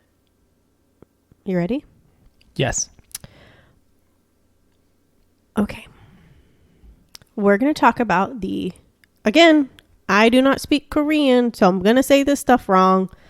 This is about the Hwaseong. I'm going to guess Hwaseong. Hwaseong? Okay, that's good. Hwaseong serial murders. I'm getting all my information from Wikipedia. Just right off the bat. It's all from Wikipedia. You can get it there too. So what'd you say? I went with Hwaseong. Hwaseong. But, my guess is about as good as yours. I like it. To be honest. So the Hwaseong serial murders were a series of rapes and murders that occurred in the city of Hwaseong, which was in the Gyeonggi province. Don't know if I'm saying that right. They occurred between September 15th, 1986 and April 3rd, 1991. So about a 5-year period, 4.5 years. The victims were all women. They were all bound, gagged, raped, and in most cases strangled to death with their own clothes like pantyhose or stockings. The murders were a very big deal in South Korea. They sparked the largest criminal case in South Korea, with over 2 million man days spent on investigation and over 21,000 suspects investigated, which is pretty insane to think about. The cases remained unsolved for 30 years, which is a long time. Ooh, that's not that long ago. 30 years? Mm-hmm. That wasn't that long ago when they were solved.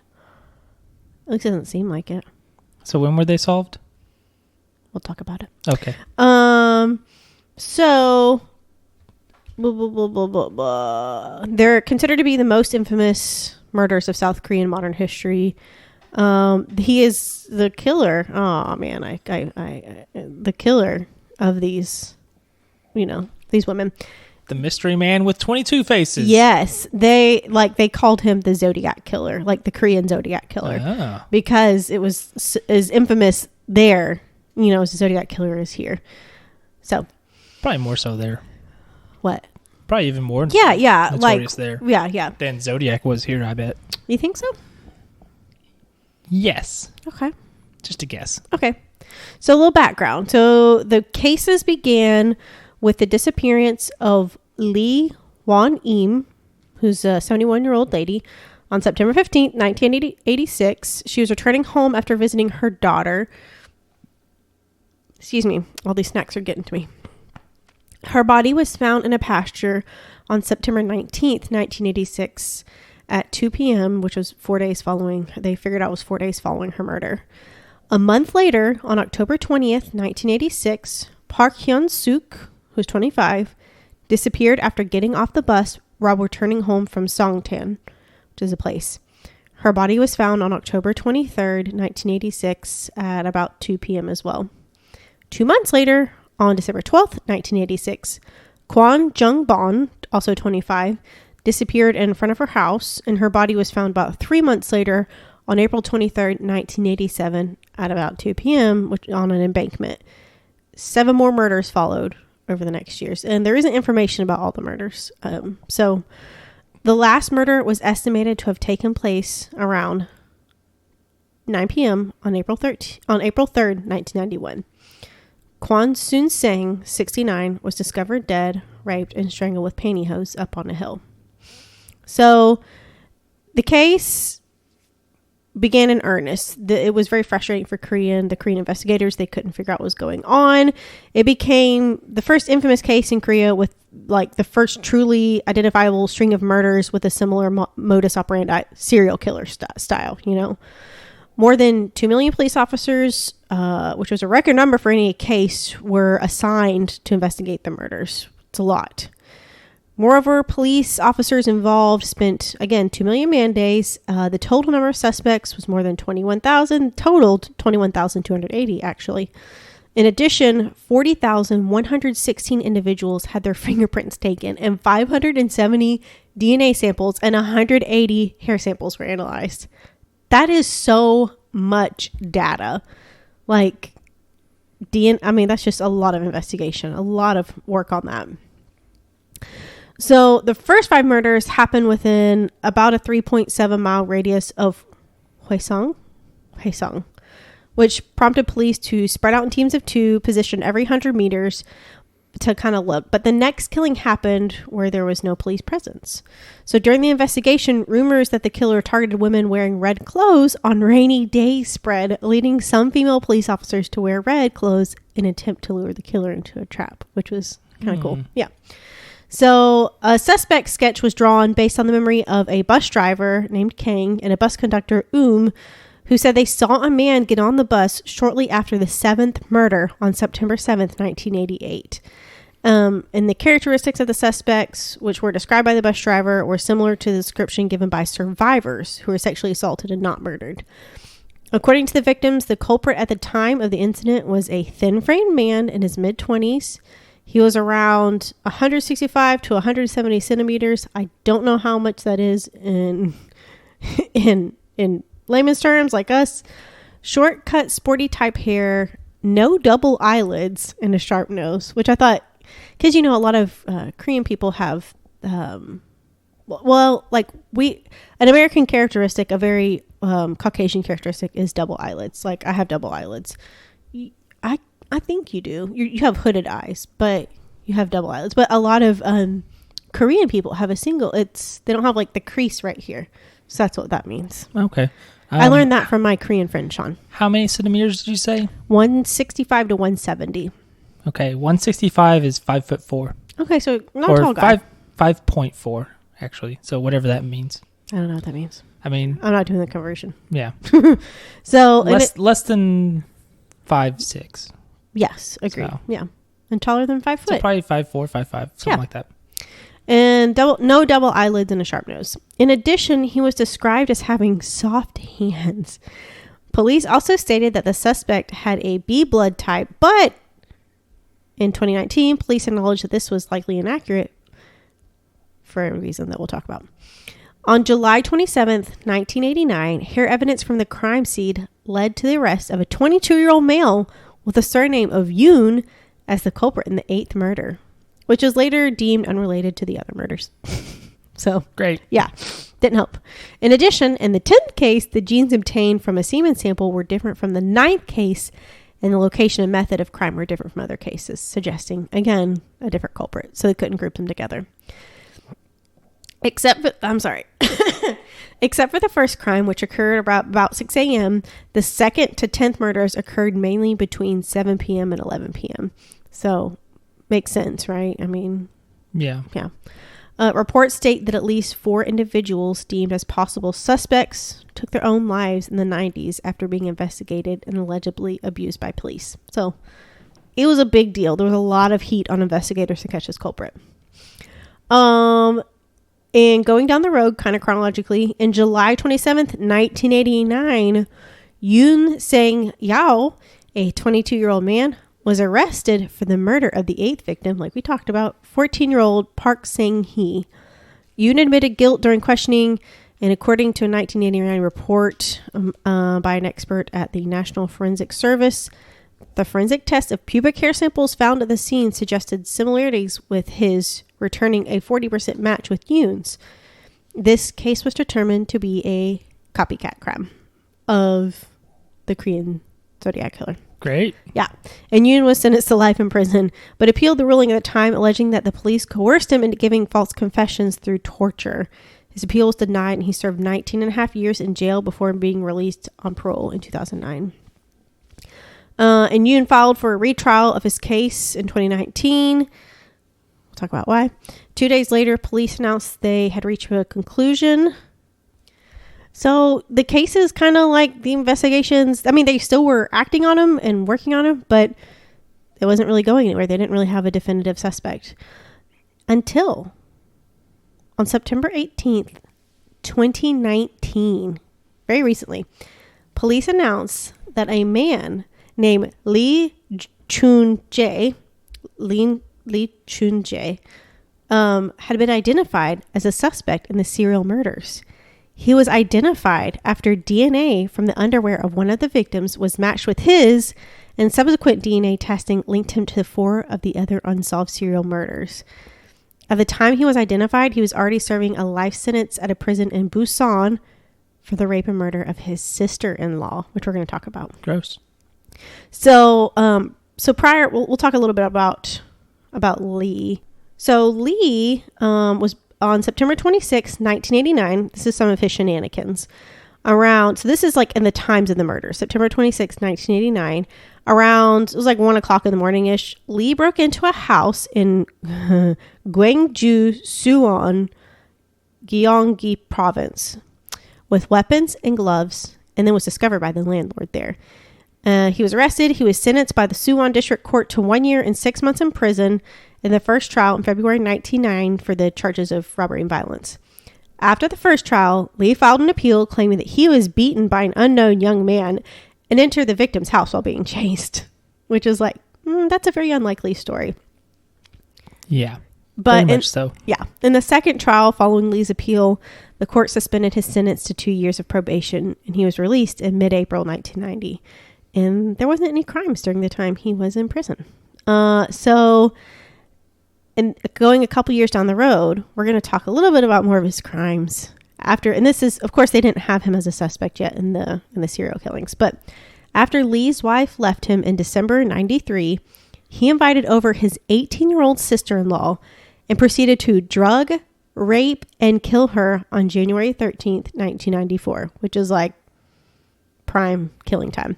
And according to the detective who investigated him, Lee went to his father-in-law offering help in search for his missing sister-in-law, and both reported that she might have been abducted. Lee was arrested a few days later on January 18th after repeated questioning, where he later asked, "How many years do you serve in prison for rape and murder?" It's like, why did you ask that? But I'm glad you did, because you're guilty. Lee denied any responsibility, and the court overturned his confession, stating that he made a false statement because of police coercion. However, Lee was convicted, sentenced to death in May 1994, and his conviction was upheld in September of the same year. The Supreme Court of South Korea reviewed the case in 1995, and Lee's death sentence was reduced to life imprisonment with the possibility of parole after 20 years. So that's how they had his DNA, because he was on death row. So, after he was identified, on down the road in prison, his DNA linked him to the other murders. He initially denied, when police questioned him, Lee initially denied any involvement in the serial cases. But on October 2nd, 2019, police announced that Lee had confessed to killing 14 people, including all 10 victims in the serial killer murders that they knew about, which included a case previously considered to be a copycat crime, and then 4 others. So a copycat crime really was his. 3 of those other murders happened in Hwaseong, but had not previously been attributed to that serial killer. And the other 2 happened in Cheongju. As of October 2019, details about some of those victims that we talked about had not been released. In addition to the murders, he also confessed to more than 30 rapes and attempted rapes. Like, yucko. In November 15th, 2019, police announced that they had reached a provisional conclusion that Lee was responsible for all 10 serial murders. They kind of talked about Lee as a person. They expressed that Lee had a weak self-esteem due to his introverted personality, but experienced a sense of accomplishment and self-reliance for the first time in his mandatory military service, which led him to commit sex crimes to express his frustration caused by his monotonous life following his discharge from the military. So basically, he wanted some excitement. Cool. What a way to go about it. Kill and rape people. Yeah. So the provincial police chief stated that Lee displayed psychopathic tendencies by being unable to empathize with the victim's pain and suffering and continuously showing off his crimes. And then in the last update was July 2nd of 2020, when it was again confirmed that Lee had committed 14 murders, 9 rapes in relation to the Hwaseong serial murders, with a motive being of a sexual nature.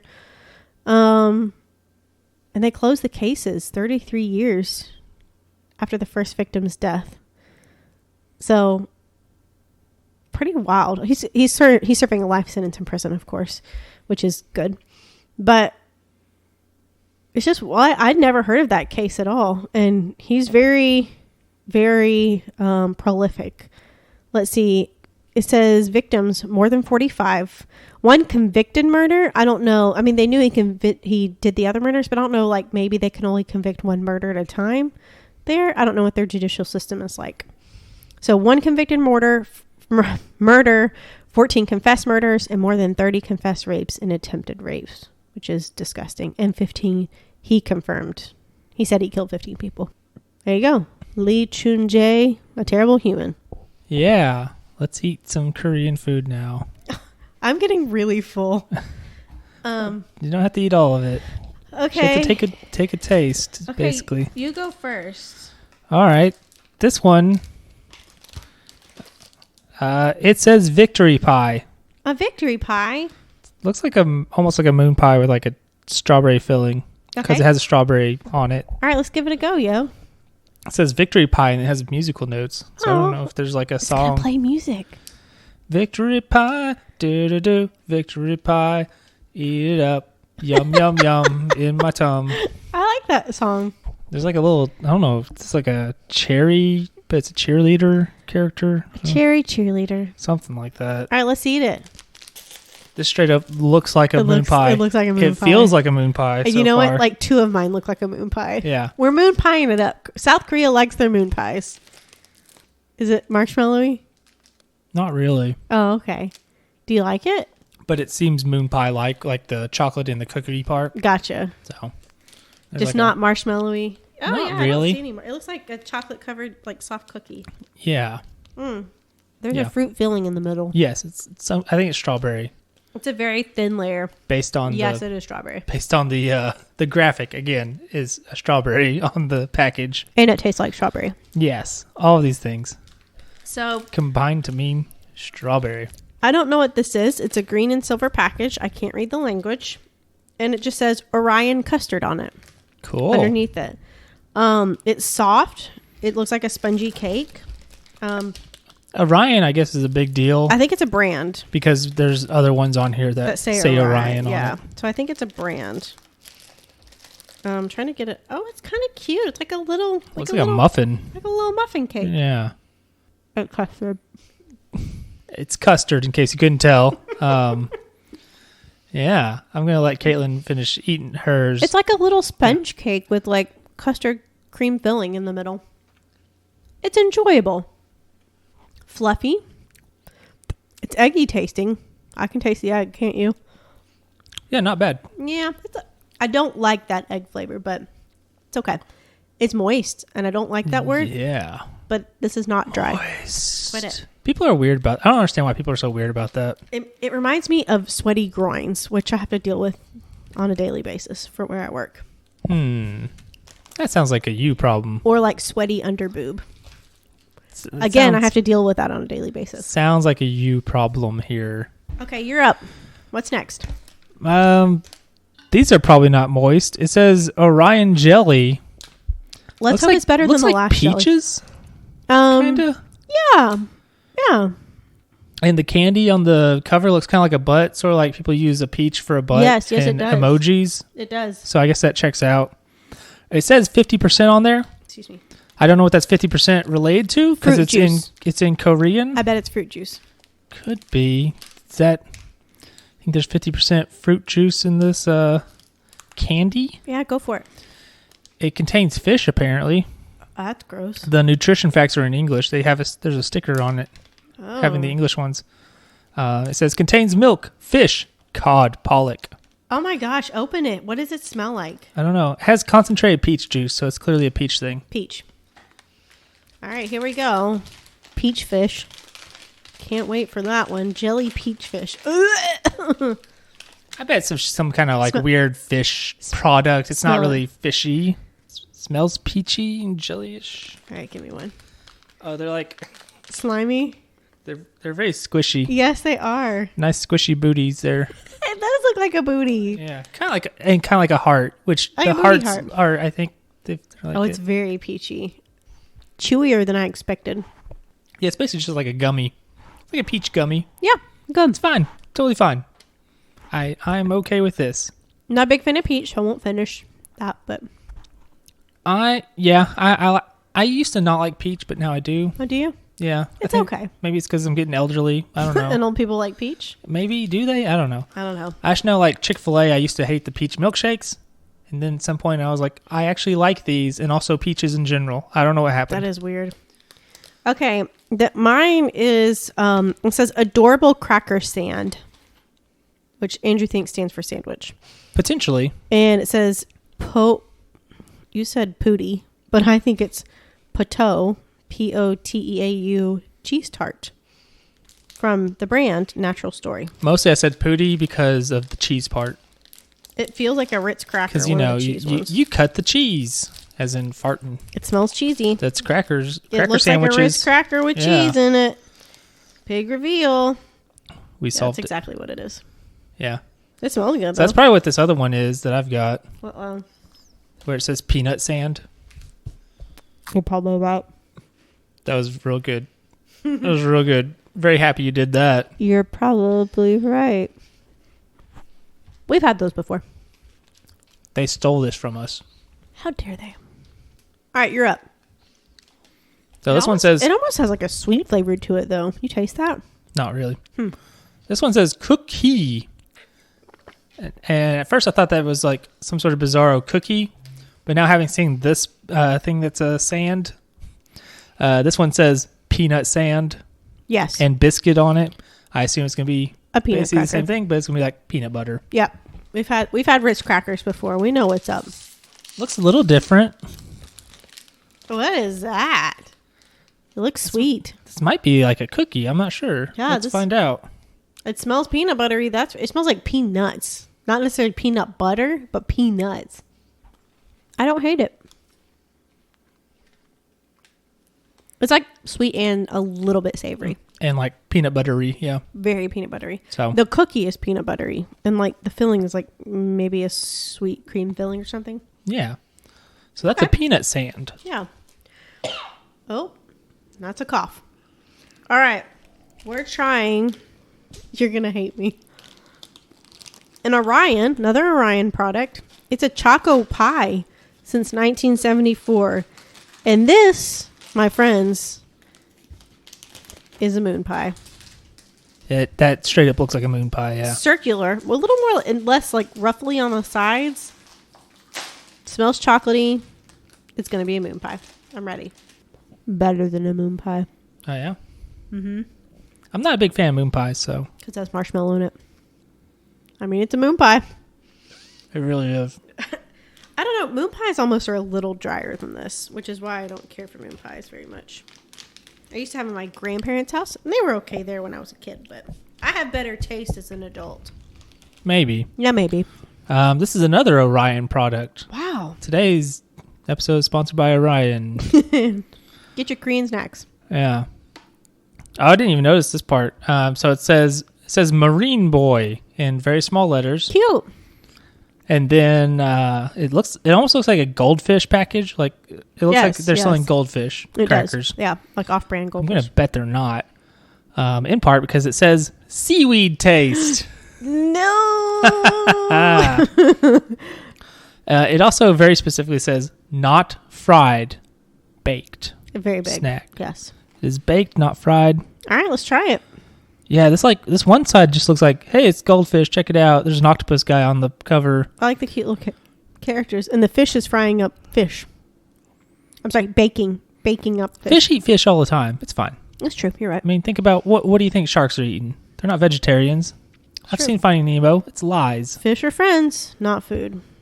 All right. Lies. Let's try some Korean goldfish with seaweed flavor. Oh, they're light. I like how light they are. Yeah, it seems like a lot of these are puffy. light. I like that. It reminds me of those other crispy snack things that we had. The Japanese ones that are like obviously seaweed based. This one is a little more seaweedy than the other ones. Yeah. You taste it? Yeah. The texture's puffy. Lighter than the goldfish thing, for sure. Crackerier and crispier. Yeah. Crunchier. I don't know about that. I've had my fill of seaweed crap. Well, hold on to your butts. That's my opinion today. Because we're going to have this. They're little crispy looking rings. They almost look spicy because they're reddish. And it's a little kid with an Audi belly button giving you the thumbs up. Yeah, he's pretty rad. Yeah, he's got a baseball cap, and the bill of it is like flipped up for some reason. The only thing I understand on this is the brand. The brand name is Cosmos. So I think this will be savory. Oh, you know what? I think they might be similar to the other things we had. They're like little These don't even look like the cover picture much. They're not red at all. They're not red, and they look like they're like different shape, size almost. I'm still chewing on it because I don't know what to think about it. I think bad. I didn't care for it. It was okay. What else you got? That was the last one. I went first this time. Oh, okay. Wow, we have quite the stack of snacks here that I'm not going to finish. Yeah, probably not. Okay. For the most part. Andrew? Yeah. What was your least favorite? The one I brought, the meat floss. 100%. That was 100% the worst. That was terrible. I don't know what my most favorite was, though. I liked Texas corn. I did, too. I liked the Twix. Yeah.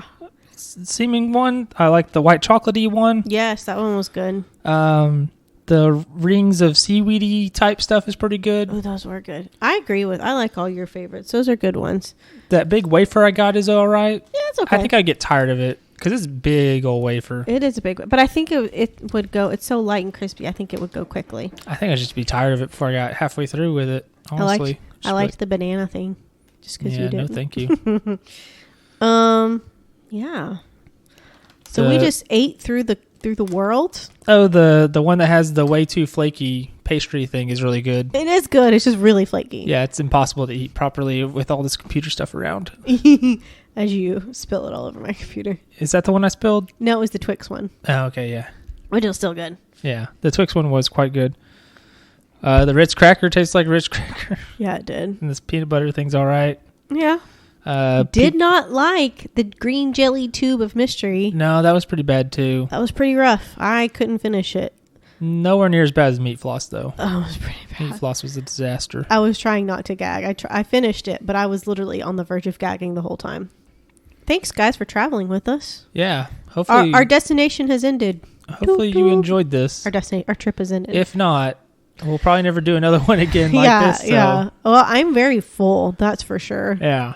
Because we ate pizza before this, like idiots. Yeah, that is true. Oh, well, we're celebrating. All right. Well, let's finish up by what you've been looking at. All right. Well, obviously, the first step of what you've been looking at is our famous segment, How Many Star Warses?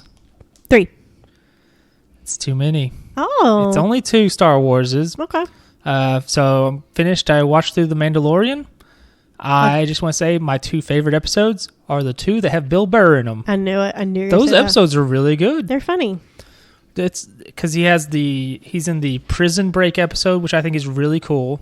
Yes. And then the other episode where he's like talking mess to that Imperial officer and then shoots him. Pew. And the entire time the Mandalorian's just like, dude, what are you doing? Yeah. Don't do this, man.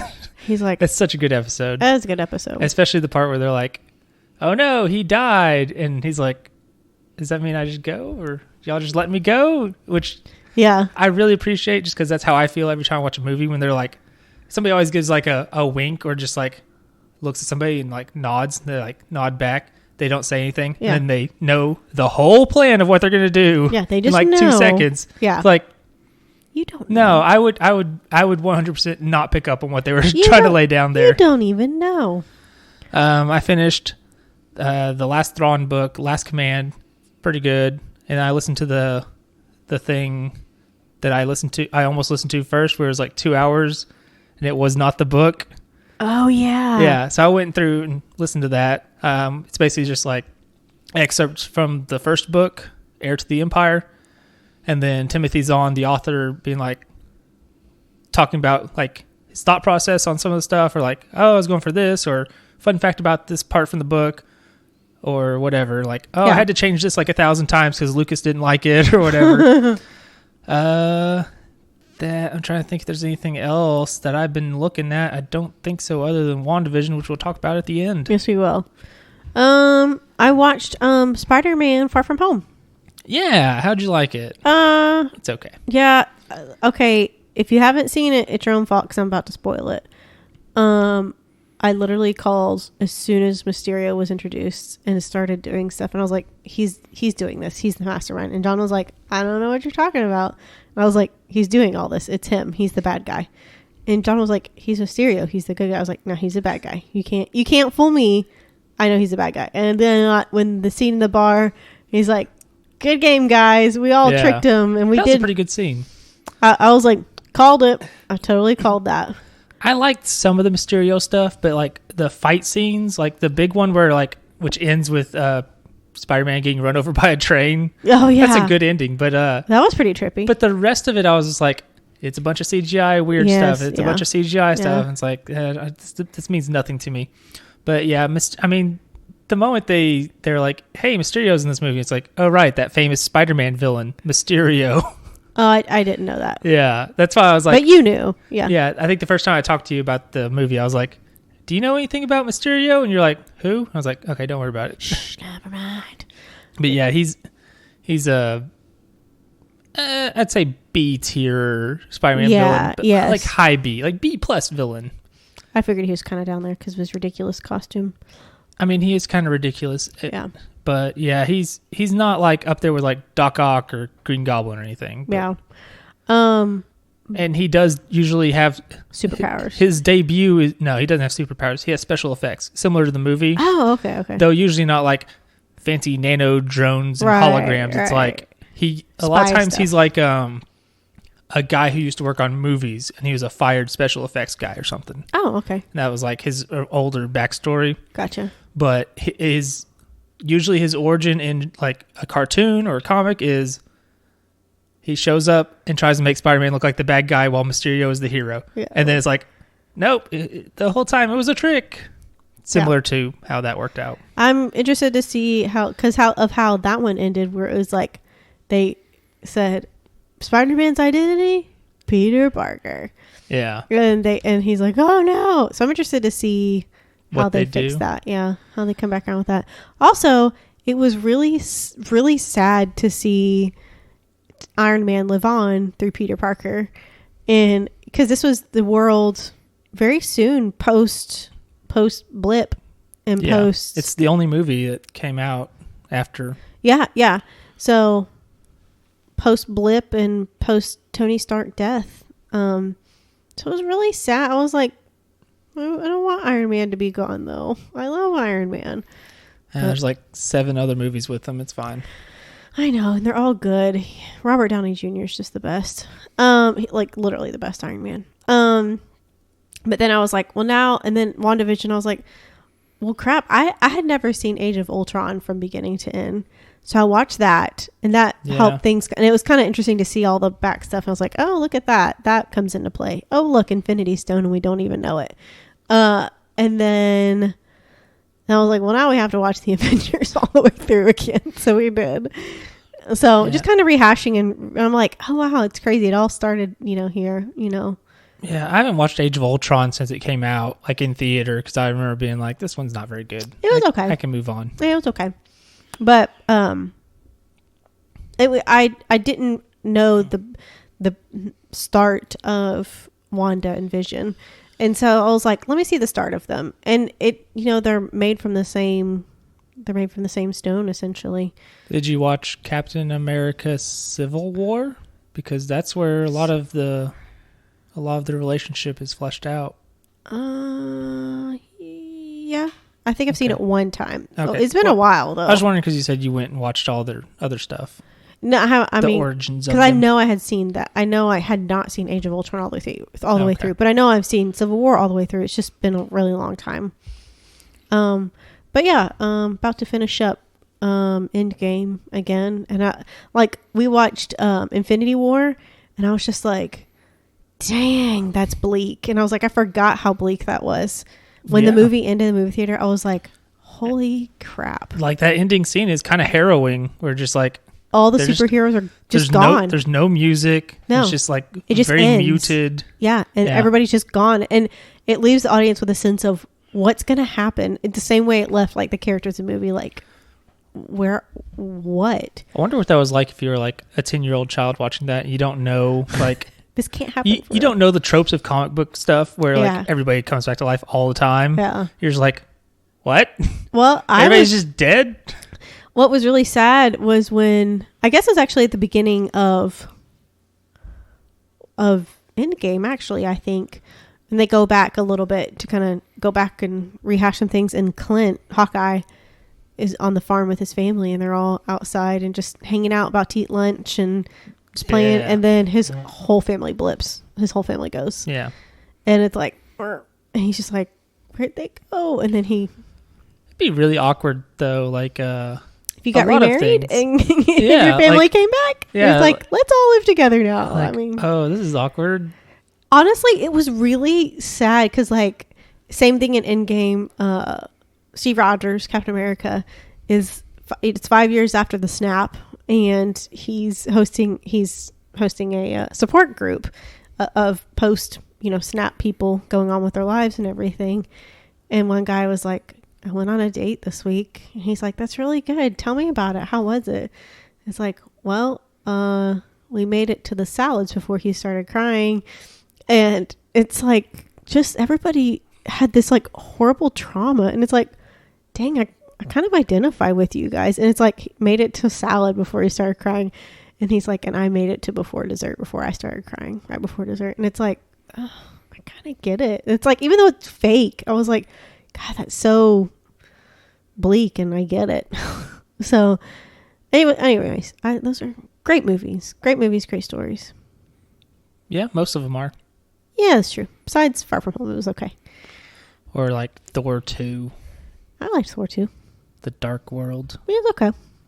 I really like Ragnarok. I'm gonna go back and watch. Who was the villain of Thor 2 Dark World? Was it? It was the Infinity Stone. It was the one that got her. What did they call it? In Thor 2? Yeah, was it not the red thing? The red mist thing? I don't remember. That got Jane Foster? I legit don't remember. That's why I was asking. Because, like, who remembers? Or is it... The movie was completely forgettable. Is it Doctor Who? Is it the Doctor 9, Ninth Doctor? I don't... I think he's a dark elf or something. They're doing something, and they're bad. I don't know. But... That's what I can't remember what he calls it. I remember so little about that movie. Let me see. Hold on. But yeah, I think Eccleston is in it. Christopher Eccleston plays Malekith. Yeah, told you. Doesn't look like it. No, it's like when Idris Elba was in that Star Trek movie. Star Trek Beyond. Oh yeah, that was me. I'm trying to look up real quick the plot of it. What's it called? The red thing. The red misty thing. Mm-hmm. The Terrigen Mist. That's a different thing. That's Inhumans. So, the answer, Caitlin, is nobody remembers that movie, which is why they made the third one so different. I do. I'm going to go. Our next movie is Ragnarok. I love that movie. Yeah, but that's not Dark World. No. It's just so much different. Thor 2, the Dark Thor. I don't know what it's called. I'm trying to read real quick what it's called. I think it's okay if we just move on, because I think my point has been made. Yeah, okay. Let's talk about WandaVision. You want to? Yeah, spoilers. Big time. All the spoilers. So, WandaVision episode, whatever this episode. I thought this was the last episode. I'm wrong. There's still one more to go. Yeah, The Ether. The Ether. And it's made out of one of the Infinity Stones. Okay. I just don't know which one it is. It's not the Mind Stone. I legit don't remember anything about that movie. I'll tell you. But yeah, I don't care, Caitlin. That's the point. No, you're gonna know. That's the point. Is like, I don't care about Thor 2. That's why they made Thor 3 so different. They're like, hey, Thor 2, nobody cared about that. Let's make one that people will actually like and will be enjoyable. The Ether is made from the Reality Stone. Sweet. But the only reason why I know all this is because they rehash it in Endgame. Because that's where Thor and Rocket go back to sees Frigga and then gets that Infinity Stone. Yeah. Okay. WandaVision. Loved the episode. I love the backstory. That was really cool. I don't like it as much as some of the other episodes, because it's just like, it's sort of like when they did episode 4, I think it was, where, we had 3 episodes of like weird sitcom stuff, and then episode 4 is like exposition dump, the episode. Yeah. And then there's like 3 episodes of sitcom stuff, and then episode 8, the exposition dump. It's like, I don't know. I would have liked it better if they were able to weave that in with the sitcom stuff in some way. I liked it. Because I like the sitcom stuff, though. No, I'm glad they're moving away. They're getting to the real story. I think this week's episode is going to be longer for sure. It's going to have to wrap up all the loose ends. Maybe. But I really liked it. I liked knowing Agatha's background, seeing all that. And is she like truly bad? Probably. But she's not like bad in the comics. She's not inherently bad is what it said. Yeah, I don't know. We'll see. It said that she was more like Scarlet Witch, or which we now have actually, she has been deemed Scarlet Witch. Yeah. She got the name. It's not just Wanda. And I guess we still know that Wanda's the one who did the thing. Which thing? The hex and but all that. Was it under Agatha's? The way it came off to me was like Wanda did it and Agatha was like, wait, what's this now? Yeah. And went to check it out, which is why she doesn't show up on the town stuff. Yes. She wasn't there to begin with, I guess. Yeah. And I did see some theories that Quicksilver is her son, who's called Sparky or something. Her son. What's her son's name? In the comic books, her son. I can't remember Agatha's son's name in the comic books. I was reading about it on Wikipedia. How about that rabbit that eats birds? Yum yum. Yum, delicious. Yum, yum, yum. I guess like the implication they've made is that Wanda already had some magical ability. Yes. Without realizing it. And the Bind Stone enhanced those abilities to otherworldly proportions, like to great proportions. And also, I guess it's the reason she would have survived when they said everybody else had died beforehand. Correct. And I wonder if that's how they're going to just bring it back. Is this how they do the mutants? Is she a mutant secretly? Yeah. Kind of. Is it secretly that she and Quicksilver were mutants and that's why they didn't die from the thingy? Well, in the comic books, you know who her dad is, right? Yeah, it's Magneto. Yeah. Who's her mom? I don't know. I don't remember. Who says it, but I don't remember. Magneto's more important. Yeah. Yeah.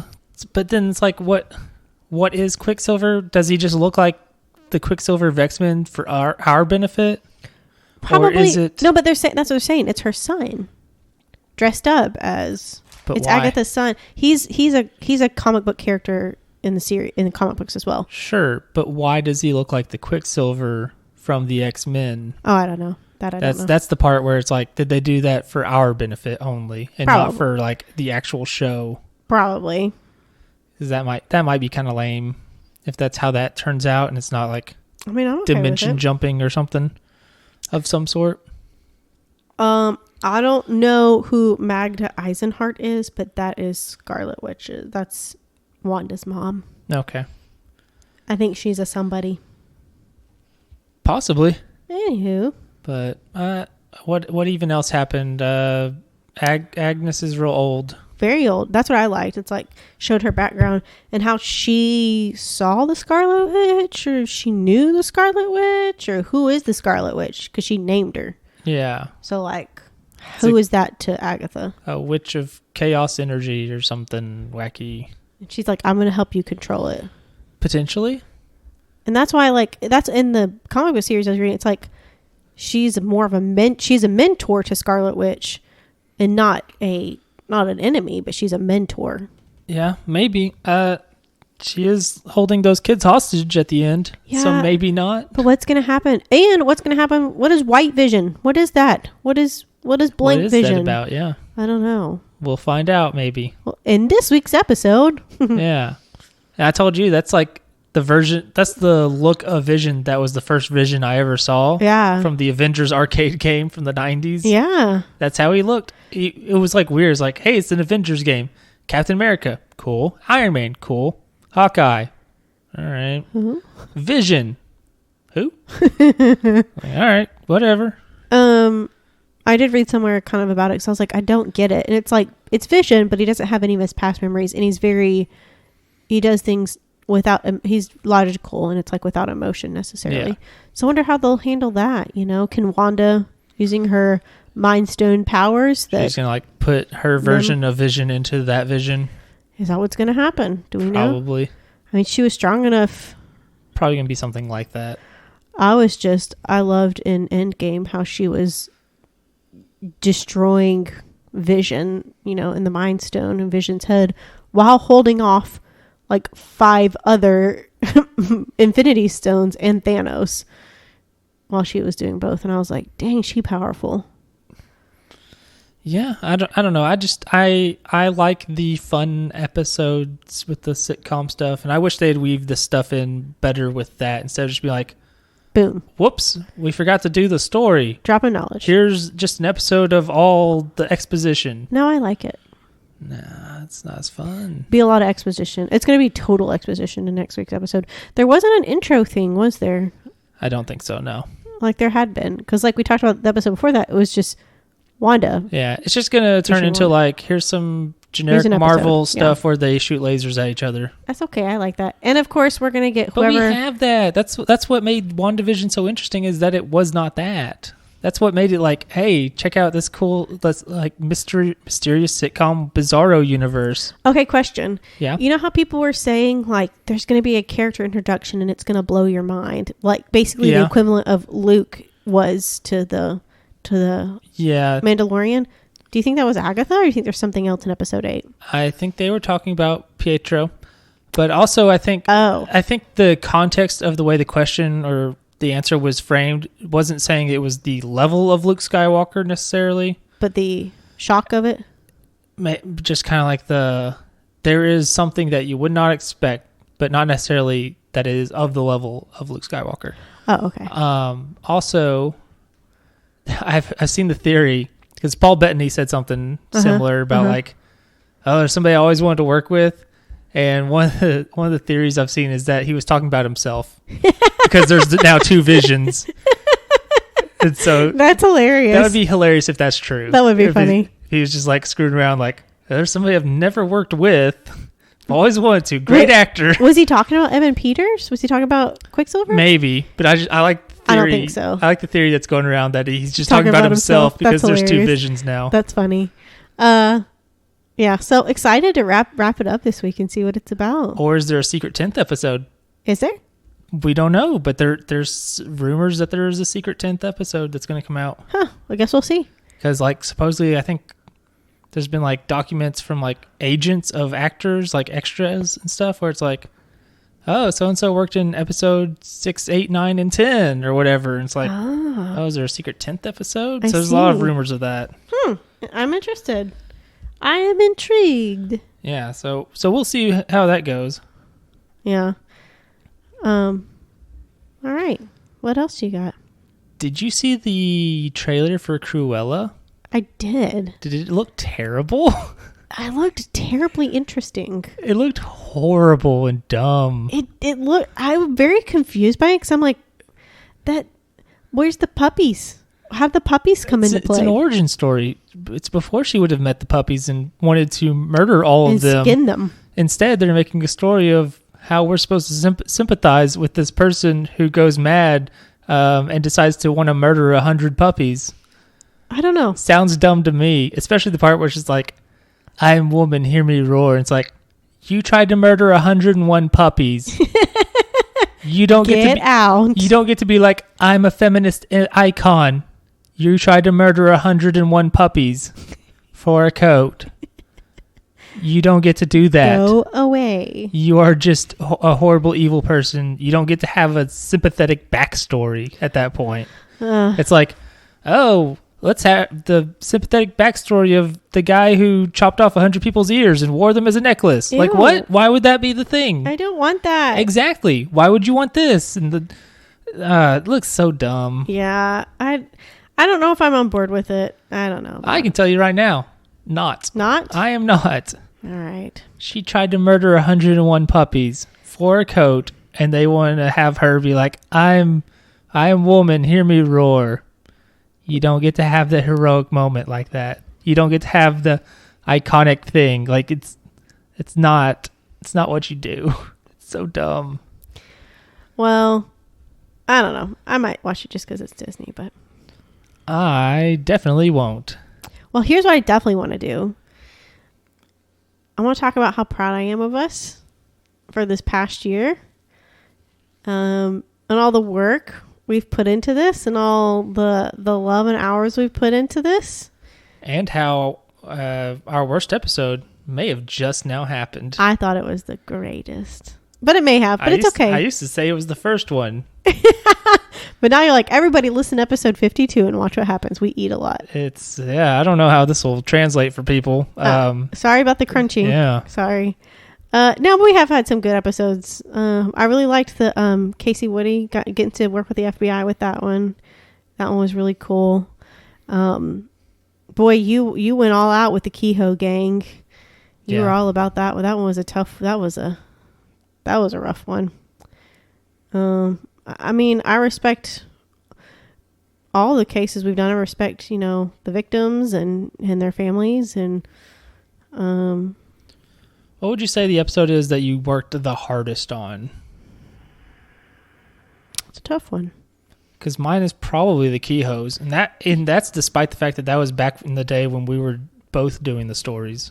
Yeah. Mostly because there was so much to sort through. There was a lot because every time when I was doing that episode, and also doing the Richard Snell episode, because he was connected to a lot of those same people, it made me feel like a crazy person because they are all connected. Yes. It made me feel like the meme with Charlie from It's Always Sunny in Philadelphia, where he's looking like a crazy person. He's got posters and the stuff on the wall. Yeah. Yeah. And the strings. Yeah. Connecting. That's what it felt like because it was just constantly just, oh, and then this group was over here doing this thing and they're connected this way. And great. Now I got to put that together. And we ended up leaving out a lot of stuff on that episode, especially. Yes, you did. Even stuff I wrote down, I was just like, I don't have time for it. Nope. Yeah. I think Casey Woody, that one was a hard one to do. And I really, like I said, the FBI, getting to work with them, I was really nervous about that. And Special Agent Jerry Spurgers, really, I appreciate all of them taking their time and let me come and talk to them about it. That one took some time and preparation. What else? Morgan Nix was pretty hard. That one was really sad. Jennifer Schuett, that one I put a lot of research into. Because at that point we were doing them kind of by ourselves. Yeah, that would have been 100% you. The Crescent Hotel. I did a lot of research on the Crescent Hotel one. And I really enjoyed it because it's a lot of history. And I like history stuff. But that one I did a lot of research on. And of course, by research, I meant I totally went to the Crescent Hotel. Yeah. But I also did a lot of actual research.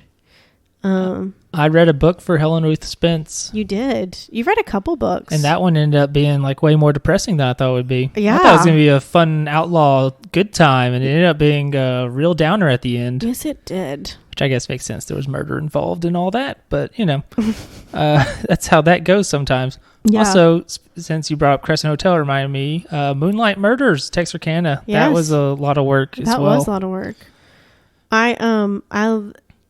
I had to think sensitively and actually did put a lot of work and thought into He Stalks episode.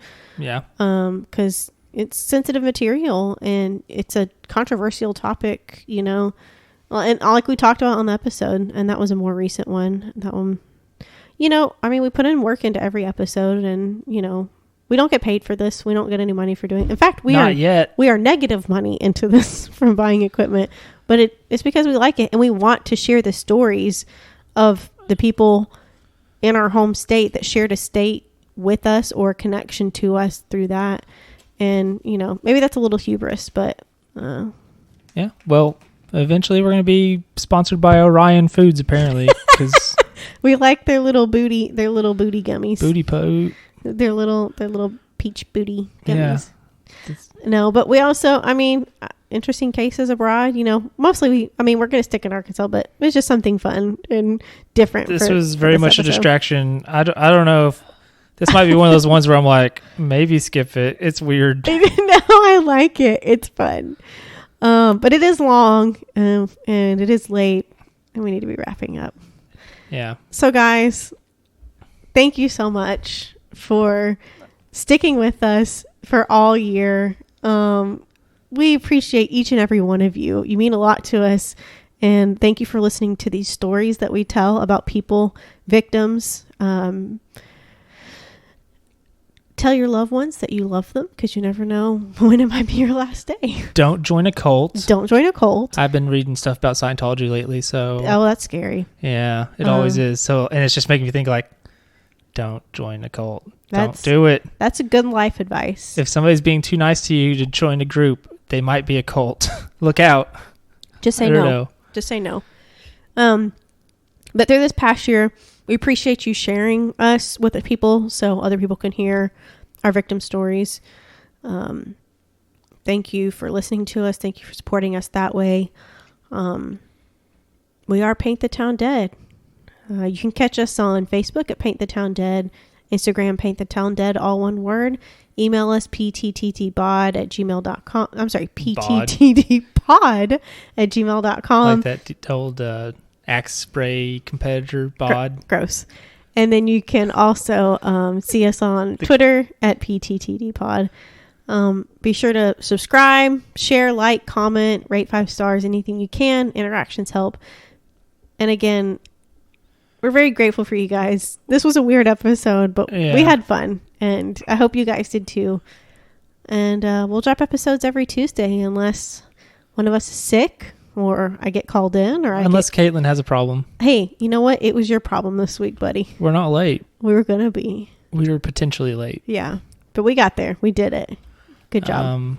Yeah. Don't get meat floss. It's terrible. But most of the other snacks were okay. I was curious. I had a sick curiosity I had to cure. I'm glad we did, though. I'm glad we went there. And I'm not happy about it, but somebody had to do it. Guys, I hope you have a sick curiosity to keep continuing to listen to Paint the Town Dead for another year as we continue to do what we love to do. And we'll see you guys. Party. Yeah. That's what we're known for. No. But we'll see you guys next week for another episode. Thanks, guys. Bye-bye. Bye.